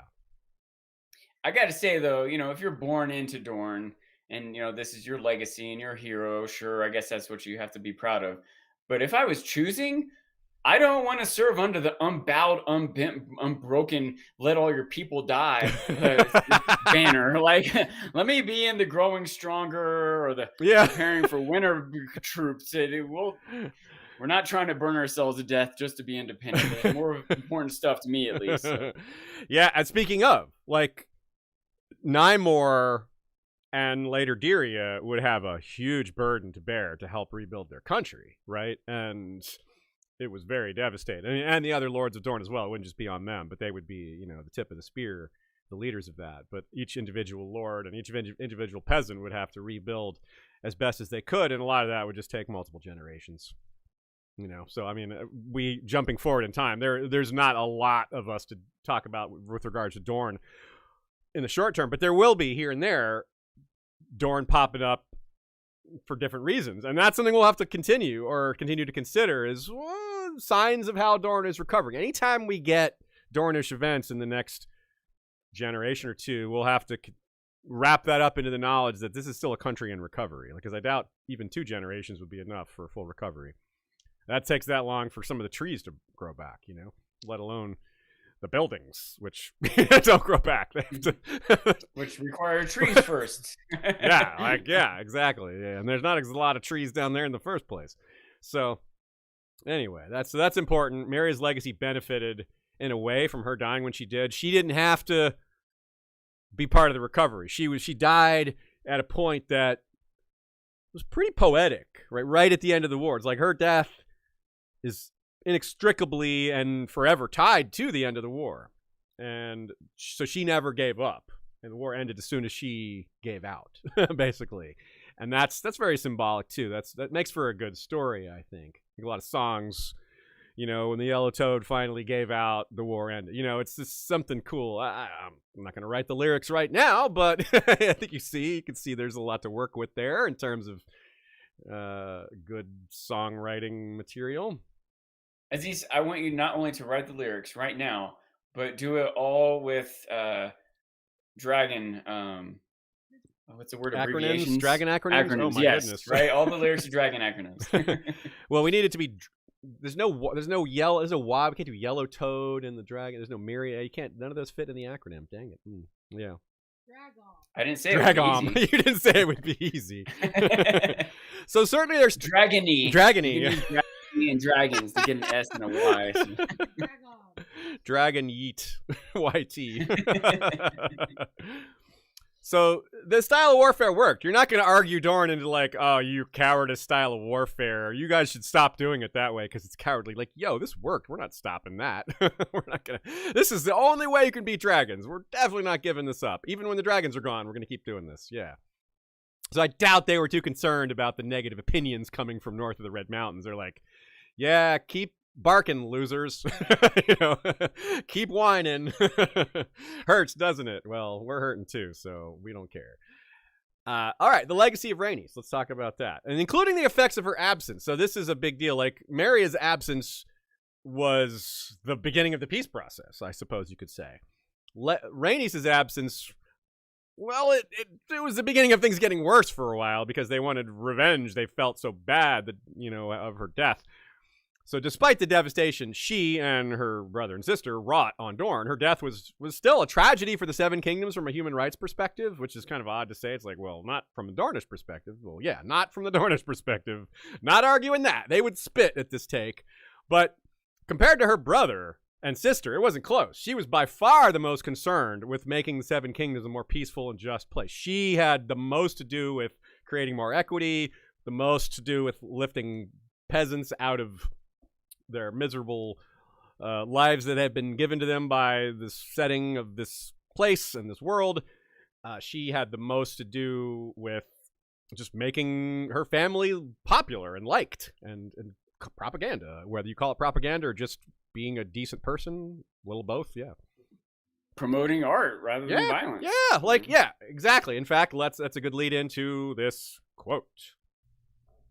Queen Rhaenys was a great patron to the bards and singers of the Seven Kingdoms, showering gold and gifts on those who pleased her. Though Queen Visenya thought her sister frivolous, there was a wisdom in this that went beyond a simple love of music. For the singers of the realm, in their eagerness to win the favor of the queen, composed many a song in praise of House Targaryen and King Aegon, and then went forth and sang those songs in every keep and castle and village green, from the Dornish marches to the wall. Thus was the conquest made glorious to the simple people, whilst Aegon the Dragon himself became a hero king. Oh, it only had the impact on the simple people, eh? I don't think so. It seems like it had the maesters and the nobility were pretty biased too, especially given some of the other things we've gone over, like the way this text is written. If victory, it could be called, stuff like that. So I 100% side with Rhaenys on this one. Music is an extremely powerful tool in real life or in Westeros, and the way it's being portrayed here is extremely realistic. This sort of thing still happens today. Literally, there are cartels in Mexico that commission music like this to make them come off a little better. Because, you're still trying to put lipstick on a pig when you're talking about a drug cartel, right? They're like, yeah, we're the good guys. No, but there are good things the cartels do that they try to amplify to make it downplay all the evil stuff they do, which there's quite a lot more of that. But governments are like that too in some ways, So, and, if there's a lot of politicians use songs for their political campaigns, and they use songs that are familiar, ones that people already identify with. Like, you don't usually hear songs that no one's ever heard before. You hear classics. You hear like, hey, famous artist, can we use your song for our campaign? They're not like, yeah. So this is sometimes they ask. Yes. Sometimes they just do it and then then get told cease and desist. But they've already done it, so. And sometimes they use songs that aren't really quite what they think they are also. Yes, right? Like, it's true. Born in the USA, it was really kind of talking bad about Vietnam is really what the point of that song is. And But most people got that point of that song wrong, so it worked. yeah. The chorus, just ring the chorus out a few times. Yeah, like there. Capture the attention. I think I've even mentioned this one before. It's not political, but there's a bank that did, or maybe a life insurance campaign that used Iggy Pop's song "Lust for Life," which is totally a heroin song. Like, it's just a song about heroin addiction, and they were like, "Lust for Life." Like, I don't know if you know what this means, y'all. Anyway, and I don't know, commissioning or government influence aside, the Vietnam War is also like a generation of music was inspired by that war. Very true. By that war, but by trying to stop that war. Yes, the opposite, which George would know very well, having being a Grateful Dead fan and being very much on the hippie side of things rather than on the pro-war side or whatever the opposite side of that is. And there's other examples in world, like I said. A Thousand Eyes of One was a Blood Raven propaganda song, basically. And of course, The Rains of Castamere, right? That's like Tywin leaned into that one heavily, like very heavily. Also worth saying, newer listeners might not be aware that Aziz has recorded a cover of The Rains of Castamere. It is on our SoundCloud, which I'm putting in the chat right here in the live stream chat, the link. It's also in our Reigns of Castamere episode. Aziz has also done Jenny's song, which is less of propaganda and less relevant here, but also well done. It's History of Westeros propaganda. I'll put a link to that in the chat as well, but they're both relevant. Yeah, check that out if you're so inclined. And of course, even without these examples, the quote points out that the music worked. So we don't even need real world examples. We're just like, it worked. It says Rhaenys, it did soften people up. It did turn Aegon into a hero king. It did make Also, people look at the Targaryens more favorably. Little teaser. The other thing you have to do, and I should put it on your list of things to do, is Aziz was going to sing Nymeria's song. The song about Nymeria that was On House of the Dragon. in House of the Dragon, because we were given some extra lyrics from the writer of that song that are not published, in fact, and we were waiting to publish them for when Aziz sings them. So Yeah, we're one of the few people who have those lyrics. I don't think any other YouTuber or podcast. I don't think they're has out. those. Like, Yeah. she sent them to us directly. So we're special. We have those. Anyways, yeah. but yeah, if you want to hear the rest of Nymeria's song, let's all motivate Aziz to record it. Right on. Thanks, y'all. Yeah, I would. Some motivation would help me. That's true.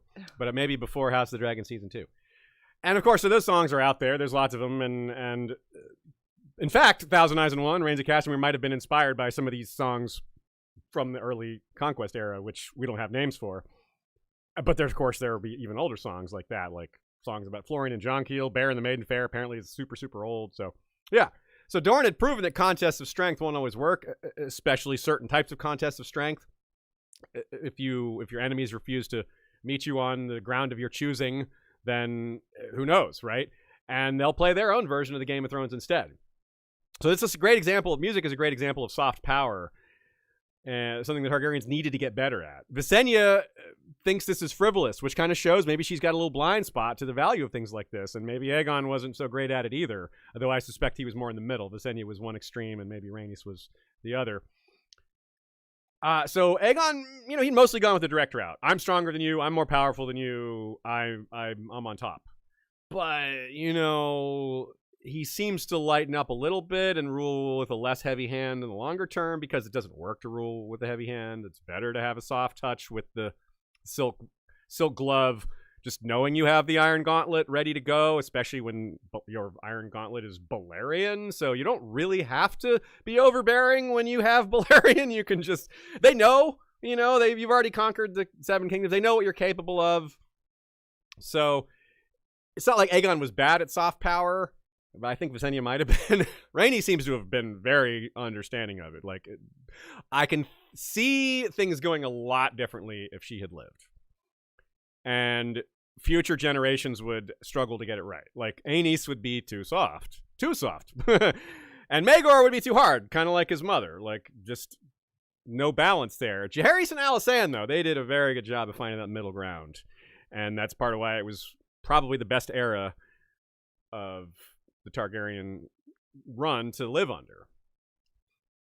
The best era of the Seven Kingdoms to live under, right? Yeah, quite possibly. It's not like it was so amazing under Robert, I don't think. But. Yeah, although it wasn't necessarily bad under Robert. It got bad when it fell apart again, but that interim was okay. The fact that it fell apart, that's kind of on Robert, yes, right? And yes. It was a pretty short period of time compared to... Yeah.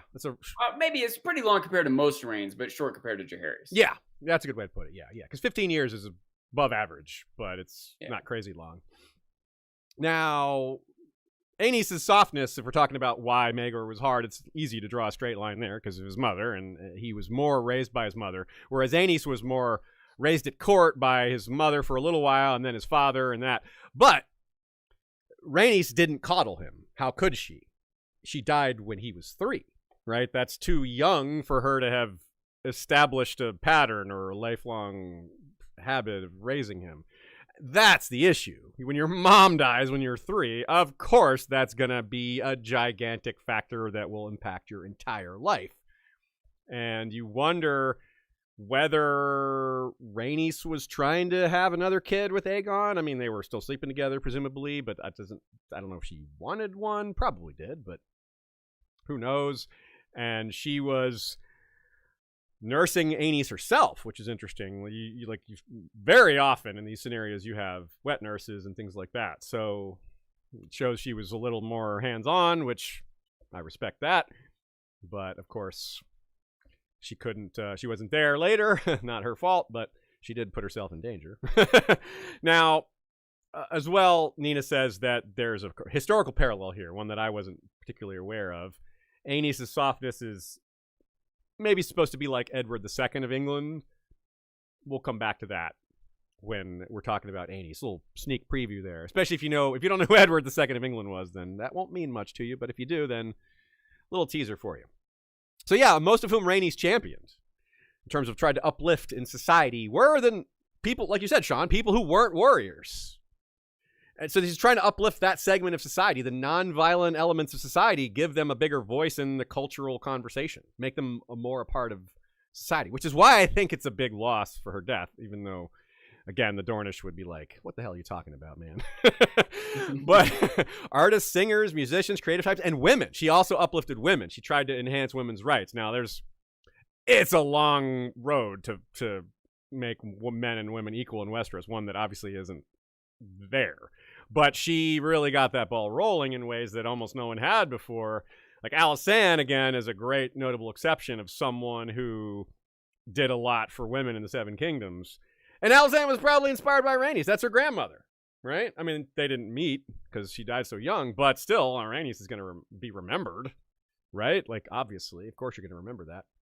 And so when we speak of Alysanne later, we will have to recall this and be like, well, what maybe even look for some specifics and think this seems like maybe it came from Rhaenys a bit, or at least partially inspired by Rhaenys. We'll never give Rhaenys full credit for someone else's ideas, but yeah, it's important. These influences are big. This is one of the first queens of Westeros.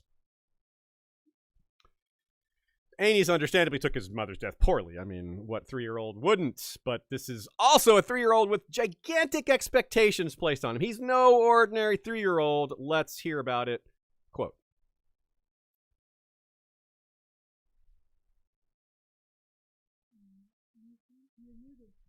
Okay. There you go. Prince Aenys was 3 when his mother, Queen Rhaenys, and her dragon Meraxes were slain in Dorne. Her death left the boy prince inconsolable. He stopped eating and even began to crawl as he had when he was 1, as if he had forgotten how to walk. His father despaired of him, and rumors flew about the court that King Aegon might take another wife, as Rhaenys was dead and Visenya childless and perhaps barren. The king kept his own counsel on these matters, so no man could say what thoughts he might have entertained. But many great lords and noble knights appeared at court with their maiden daughters, each more comely than the last. Can I say, Sean, I gave you this quote for a reason. Because I thought I'd cry if I read it. Oh. I can't. Even you hearing you read it, I was like, oh, it's so sad. Yeah, it is very sad. George is so good at this. Yeah, really, really sad. Yeah. And yeah, so Aegon might have considered that, but there's no indication he actually did. It was more like, well, maybe we can tempt him into this. Maybe he just will decide he needs to. Because, he's not going to want to. He doesn't want to have more kids. He doesn't want to remarry. But he might think it's necessary. He might be tempted into it if he finds one of these women very attractive. That might be, that's the thinking of these lords and ladies who are, to be fair, this is an unprecedented opportunity for ambitious types to be part of the first royal family ever established in Westeros after thousands of years. This is a gigantic opportunity. Turns out the opportunity wasn't actually there because he didn't marry anybody else. Maybe didn't even consider it. But clearly people were taking the chance, taking that 1% shot. Like, it's worth it to try because we'll be enshrined as legends and maybe the first family in Westeros behind the Targaryens for who knows how long, for hundreds of years. They might be looking at it as a chance to become a dragon riding family in the long term. We'll be married to dragon riders. We might get dragons. It's so much opportunity. Probably benefited Aegon ultimately, like him not marrying someone else and just having this as like a thing to dangle in front of people. The ultimate carrot, the Valyrian carrot. Yeah, like you have to think there's some chance, some hope. Yeah. Agreed. It does, because it makes sense. Having one heir who's kind of spindly and looks like he can't handle the weight of this crown and this throne. Yeah. It's a legit possibility. And and with Rhaenys gone, the idea that there might not be another kid, and Visenya hadn't had a kid, yeah. And this is why, by the way, that people suspect Visenya maybe of using some magic to get pregnant, which there's no evidence that's even a thing. But I give it more credibility than ensorcelled paper, because there's a little more to it than that. But honestly, we don't know if either of those things actually exist. And I could see if Visenya pushes... It's also... Go ahead. Some things that in this world might seem like sorcery, there might be a legitimate modern chemical explanation of some Oh, yeah. potion that helped her get pregnant. That's It true. could be a thing. That's true. That's true. Even if it wasn't quote unquote real magic. Yeah, what people call magic and what really is magic isn't always the same. That's true.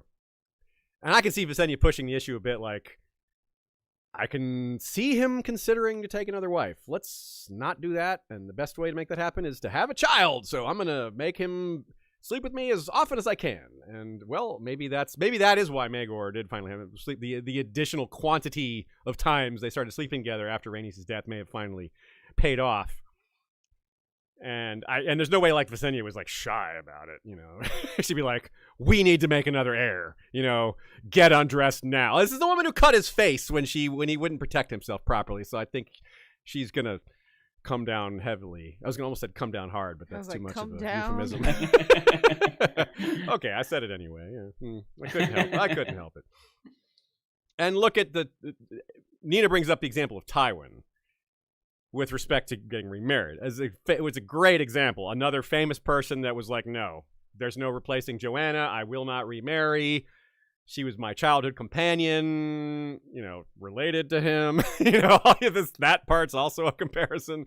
Very trusted. There's just no replacing that. You cannot replace. There's just no person will ever. It's like what Laura said when the sun is burned out, no candle can replace it.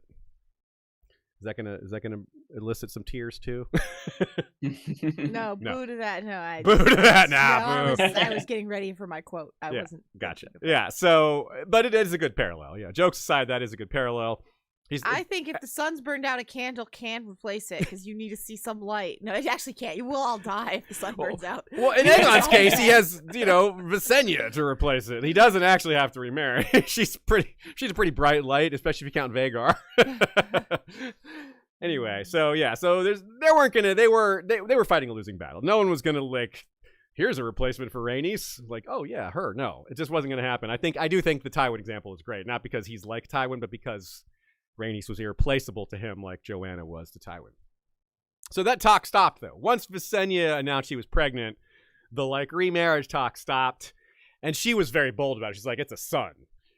Which we've seen that before. In fact, from Maegor. Maegor is going to say, "I made House Targaryen a new son last night," when he slept with his wife for the first time. Of course, he did not even make any child, let alone a son. Visenya was at least pregnant when making the announcement. Maegor is just like, "Yeah, I know my sperm's going to get there." I'm laying it down now. And you got a 50-50 chance of being right in the first place. Yeah, it's true. And even if you're wrong, you got several months of it getting people on board with the plan. And even if you're wrong, precedent's been established for a queen already anyway. Yeah. So. It's funny, too, because maybe that slightly adds to her sorceress reputation. They're like, "Oh, it really was a son." It's like, she just won a coin flip. That's she really got the 50-50 choice right. Right? How did she do that? How did they? Yeah. Only sorcery could give you a 50% chance. It's really just as simple as keeping your womb incredibly warm for, what is it, 4 months? She just squats on the volcano for a while. Just sits there for a while, keeping it warm. Yeah. Letting the volcanic ash just, filter up in there, Like you said, Sean, non-magical means to encourage pregnancy. Those are real scientific means. I mean, you watch The Office, they'll tell you. It's a simple matter of keeping the womb incredibly warm for the first 4 months and then cold for 1 month. Yeah. It'll be a boy. Was that Jan that said that? I'm trying to remember. Dwight tells Angela that when she's going to get pregnant, he says it has to be a boy, and she's like, "I can't ensure that." He's like, "Yeah, you can. It's a simple matter." That's right. Of keeping your womb warm. And there's a few other things. I'm misquoting it, but the warmth is relevant for Targaryens. So another awkward, and maybe not true, but I think probably true, or at least possibly true, aspect to Rhaenys' legacy is that because she died, Visenya had more pressure to create another child for House Targaryen. And because those two sons, came from different women, it formed two branches of House Targaryen in the long term. Of the Visenya branch that was populated by Maegor. Well, not really, because he didn't have kids, but it was still continued that way for a little while. And the Rhaenys branch, which really was the one that continued, they really did have a lot of children. And those two branches going up against each other. Kind of like the Greens and Blacks or Targaryens and Blackfires later. This is the first seed of the royal house going up against itself later is the birth of Maegor, because now you have two half brothers that aren't very alike. And why Visenya should have tried for a girl. She should have kept her womb cold for 4 months. She doesn't know how to keep her womb cold. She just runs hot all the time. There's no such thing. But here's a good long quote, more on Rhaenys and how she operated and how she uplifted the common folk. Quote, "Don't call Rhaenys a moron, though." No, no moron for her. Queen Rhaenys also took a great interest in the small folk and had a special love for women and children. Once, when she was holding court in the Aegon fort, a man was brought before her for beating his wife to death. The woman's brothers wanted him punished, but the husband argued that he was within his lawful rights since he had found his wife abed with another man. The right of a husband to chastise an erring wife was well established throughout the seven kingdoms, save in Dorne. The husband further pointed out that the rod he had used to beat his wife was no thicker than his thumb, and even produced the rod in evidence. When the queen asked him how many times he had struck his wife, however, the husband could not answer, but the dead woman's brothers insisted there had been 100 blows. Queen Rhaenys consulted with her maesters and septons, then rendered her decision. An adulterous wife gave offense to the seven, who had created women to be faithful and obedient to their husbands, and therefore must be chastised. As God has but 7 faces, however, the punishment should consist of only 6 blows, for the 7th blow would be for the stranger, and the stranger is the face of death. Thus, the first 6 blows the man had struck had been lawful, but the remaining 94 had been an offense against gods and men, and must be punished in kind. From that day forth, the rule of 6 became a part of the common law, along with the rule of thumb. The husband was taken to the foot of the hill of Rhaenys, where he was given 94 blows by the dead woman's brothers, using rods of lawful size. It's hard for me not to chuckle throughout a lot of that, as awful as it is, because I do have the sense of humor of a small child. I mean, the phrase rods of lawful size and 94 blows by the dead woman's brothers, it's just too much. It's too much. The word rod alone is funny. I think all of you listening have probably heard of that old wives' tale of that. The rule of thumb? Yeah, the rule of thumb. Yeah, which is not a real thing. It's completely made up. Yeah, the rule of thumb never existed. existed. For George still wanting to riff on real old wives' tales, frankly. People believe it's true, so that I mean, you should have false things in your world that people believe, because that's how things work.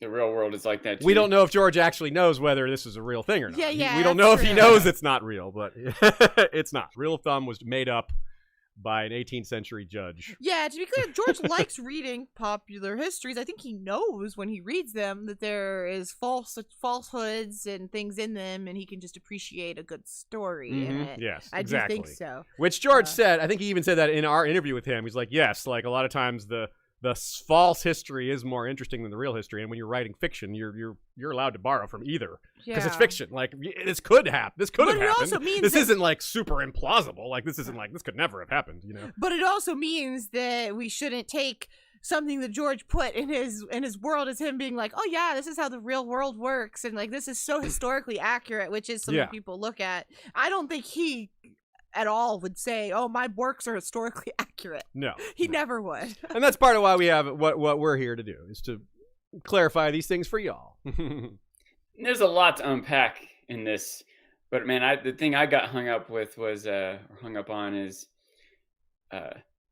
the 7 who had created women to be faithful and obedient to their husbands. Of course, we all know that, Sean. Were husbands created to be faithful and obedient to their wives? Husbands are created to lead their wives, of course, to be a leader. And to beat their wives when they... Only 6 times, though, if they cheat. Yeah.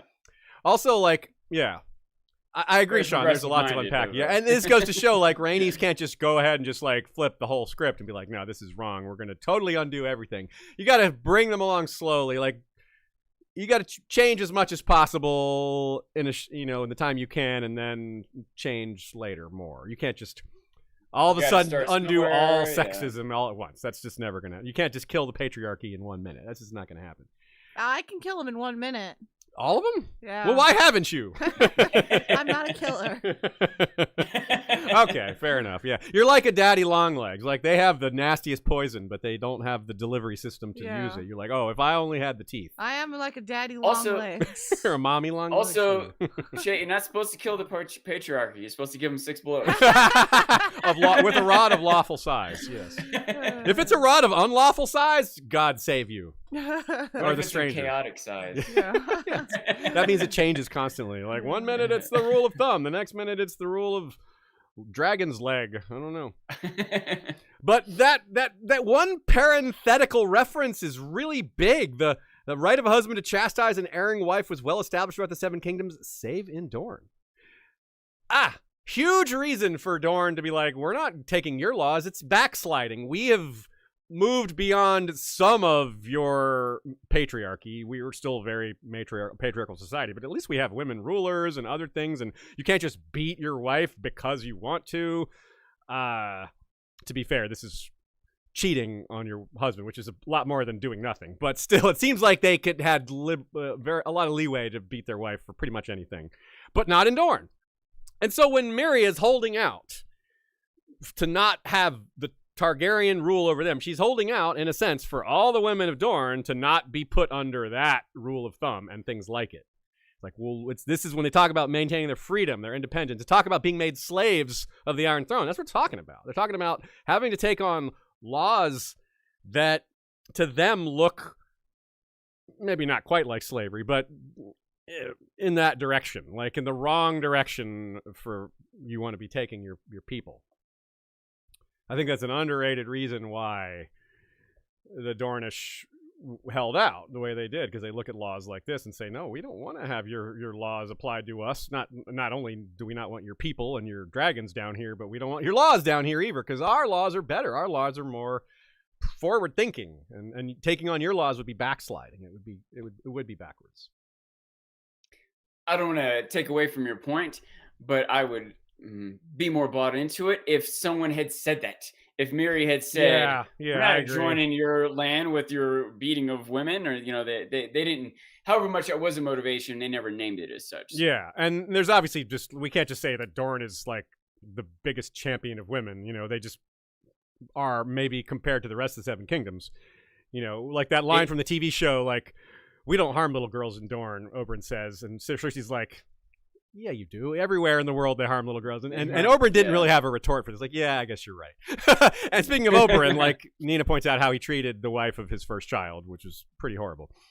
But it's still an irony, right? That Rhaenys, being the primary enemy of Dorne, the one who might have actually respected some of those laws that they already had, she was the primary antagonist and the one whose death was probably a setback to the rest of the Seven Kingdoms in that regard. So it's just a bunch of brutal ironies kind of wrapped in together, and like things that don't fully match up in terms of how these laws are aligned, but not in a way that doesn't make sense, but just kind of the peculiarities of government and war, and just the things that the natural hypocrisies that come from such things. So yeah, we can't claim Rhaenys would have been good for Dornish people because of what she did, but it was a setback for women and musicians and non-martial people in the rest of the Seven Kingdoms. So yeah, just a strange irony there, how those things all kind of clicked. She was the only real advocate north of the Red Mountains for that sort of thing. So yes, I don't know that a lot of people realized that, especially people within the setting. But that was a big tragic loss. And that's why her death was felt by so many people. Why so many people were mad. Why so many people wanted to tear apart the Dornish peace envoys. Why Aegon was worried about that. It was because of Rhaenys, I think. Not because they were losing the war. Not because they had sub-lord Connington was assassinated while hunting. I don't think they cared about that all that much. I mean, the Connington lands, they did. Like, those small folk did. But it was about Rhaenys. It was about the person that had made them love them dying. Like, she maybe sort of tricked them into that, but, you know, she also treated them well in some parts. The music stuff is what I'm talking about.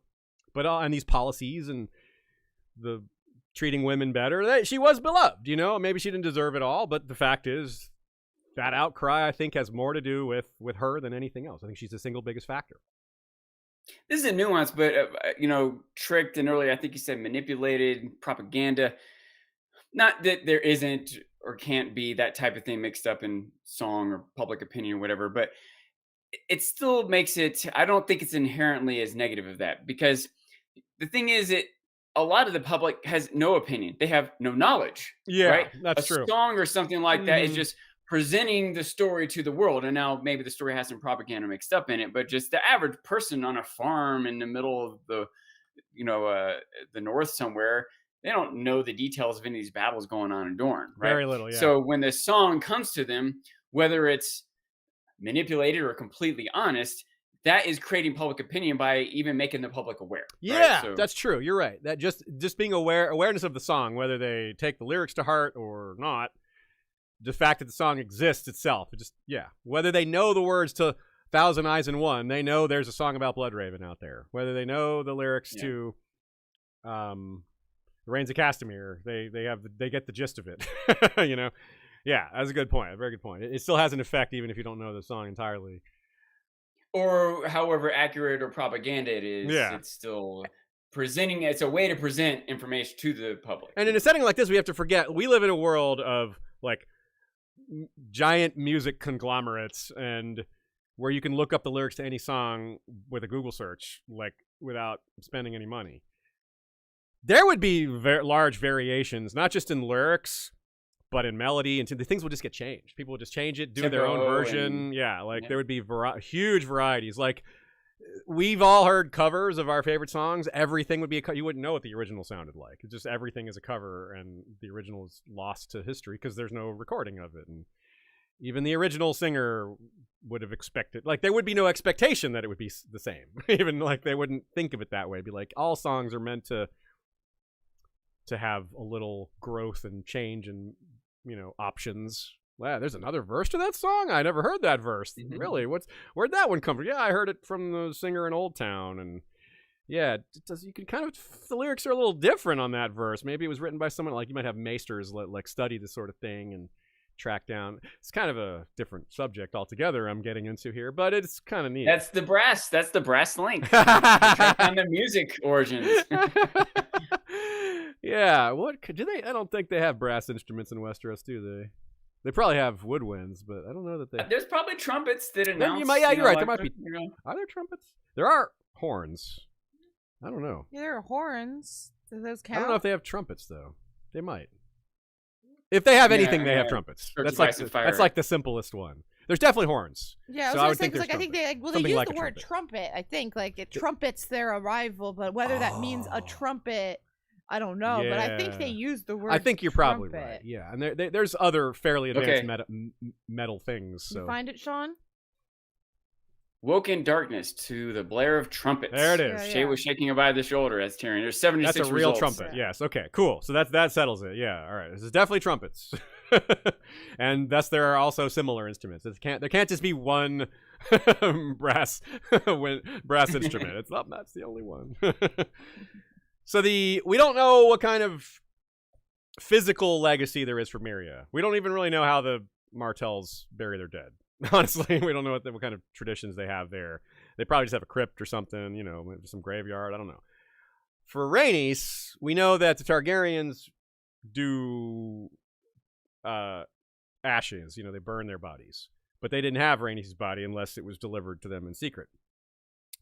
Aegon did build the Sept of Remembrance on Rhaenys' Hill, a.k.a. the Hill of Rhaenys, as it was described in the Rod example there. Now, we don't know exactly when it was started or finished, to be honest. It's a significant building. It's a sept, so it would have been a long time to build that. But I would guess he started building it like right after her death, or maybe right after the war. You know, maybe money might have been tight during the war, but once it was over, yeah, like go ahead and allocate the funds for that. If you don't remember the Sept of Remembrance, that's because it's not there anymore. It's been replaced, and then the new thing has since been burned. And that new thing is the Dragon Pit, which of course is in ruins. So yeah, a lot has changed on the Hill of Rhaenys afterwards, and that ties partly into the whole interplay between the two cadet branches. Nothing like getting rid of the Sept of Remembrance as a way to potentially wipe out memory of that side of the family, which, yes, indeed, Maegor was responsible for that. And we'll be talking about Maegor not next week. Well, we will be talking about Maegor next week, but not Maegor's reign. We will be talking more about the reign of Aegon the Conqueror, the peace process, the dragon's peace. Yes, not his piece of cake, though perhaps in some ways it was a piece of cake compared to the first 13 years of his rule anyway. As part of our outro, a few of you at least sent in, well, 2 people sent in dragon acronyms, at least for now. We may get more later as more people hear this episode, but One for now... was from Fox and Brambles, who did our logo, the History of Westeros logo that y'all see all the time. She said, daring, regal, aesthetic, gorgeous, organic, noble, according to the Valyrians. No, that's good. That's good. And Wheezy Squeezebox says, dreadful, raging, awful, ghastly, omnivore, nasty. Ghastly and nasty. I like it. Nastily. Ghastly and that's nasty. according to the Dornish. Yes, according to the Dornish. That's right. Yes. Both sides weighing in with an acronym. Dornish Dame says, in A Feast for Crows, Jon sends Darion to Old Town with Sam and Maester Aemon in the hope that he will sing songs to encourage more men to join the Night's Watch. That's right. Great example. Darion, not a very good person, but honey poured over thunder is the description of his voice. So absolutely good at that part of his job. And that's a smart use of his abilities. Like Jon could have maybe figured out that he wouldn't actually do his job given his personality, but that is a good use of a singer in the Night's Watch, is to recruit. If that one crappy recruit recruits 3 decent recruits, well, that's a better job. That's the best thing you're going to get out of him. Like, so pretty good thinking, Jon, even if you maybe missed one little aspect of it. But Ari took care of that. He might have just needed another able-bodied someone to stick with him. You know, yeah, like Sam and the Maester are gonna struggle on his voyage. You know, who's carrying the luggage or whatever. Good point. Yeah, and of course Arya put all that to rest anyway. So sorry, Darion, you dead. But not Arya's first kill, just her first kill in Bravos, right? Yeah, that was her first Bravosi kill, I think. Not sanctioned by the Faceless Men. They weren't happy about that. But they still gave her more kills later because she's talented at it. And they don't find many recruits. Speaking of, you don't find many people with a voice with honey poured over thunder. You also don't find many recruits for the House of Black and White. So both are very rare skill sets, rather. Our trivia question. The question was, Dornish blank became slang north of the Red Mountains for cowardice. Fill in the blank. Courage. Dornish courage was a mocking, like, sarcastic term for cowardice. Dornish courage means cowardice. Yes. That doesn't seem to have carried over into modern times. So that was maybe a shorter term phrase. We mentioned a few episodes that you might want to check out if you haven't already, because they're related to this one. Of course, the Nymeria episodes, Daron the First came up. Hardcore houses, we didn't mention it by name, but we talked about the Ullers, which is one of the hardcore houses. Under the Dragon's High Tower, Reigns of Castamere, that's one that you might be interested in. Mantaris, we mentioned. Balerion, the Doom, Dragonstone. We got lots of episodes on Valyria. We got an episode on House Celtigar. They came up in this one. And the Century of Blood came up in this one, too. We also have the Last Storm episode available for patrons and members only. That's the most recent Patreon episode, but we've got a lot of other ones, like, say, the Red Kraken, like Gagassos. Yeah, lots of stuff like that. In fact, that Mantaris episode I mentioned is technically a patrons-only episode. And Sean is here to read a few fun Patreon names. As always, I'll do a couple old, a couple new. Got Robert the Red Falcon of Winterfell. Nice. Lady Jane of House Celticar, wielder of Valerian Steel Axe Painkiller. I hope I say this one right. I know how to say it properly. I'll correct you if you get it wrong. So go ahead. Okay. Lady Lexara Wrong. Dazo. Lajara. Almost. You almost got it. Lajara. Yeah, Okay. very close. I knew with the H, I knew to make it the Jo, but Yeah. Lady Lajara Dajo, Yes. the Iron Lily, Master Archer, Castellan of the Summer Island Keep Arboreal Point, Captain of the all-female Wailing Widows, Women and Children First. Yeah. That was like a 2-liner. That was like a Danny level. Yeah, I love that one. And then we got Sir Devon Snow, the Wolf Tamer, Shadow of Wolfswood. Yeah. Lydia, Mother of Frenchies, Breaker of Chairs. And Royce Aaron, the Bronze Falcon of the Vale. Nice.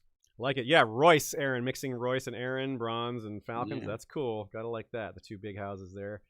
Thanks again to Nina for the great takes. Lots of good ones this time. Nothing unusual about that, though. That is a regular thing I say at the end of these episodes because it's true so often. Thanks as well to Joey, Jesse, and Bran, and Michael Klarfeld for the various intros and outros we have in our show, whether it's this one or our House of the Dragon coverage. We got a lot of different looks we bring you, and those are the fellows that help with that. Michael Klarfeld's maps are always on display here behind me. Sean's got his movie And of course, posters, Michael but Klarfeld also did our intro and outro that y'all love so much. that's true. Our most famous intro, meaning because it was our first one. Yeah, we also have a House of the Dragon one that is done by Bran. But That's yeah, right. Michael does the one that is going to play in just a minute. Yes. So, my friends and fellow Westorians, if you want to hook up with us on our social media sites, do so. Hook up with us, yes, through virtually, yes. Facebook, Doesn't Twitter, make it better. our Patreon. We've got lots of ways to interact with us. Our Discord, of course. I believe all those links are in the description, whether you're reading the description of the podcast episode or the video, wherever you're seeing it, it should be there. And if you don't find it, just go to historyofwesteros.com. It's got links to everything, whether it's one of our sponsors or just our different social media spots, as well as all our episodes. Until next time, Valar, reread us.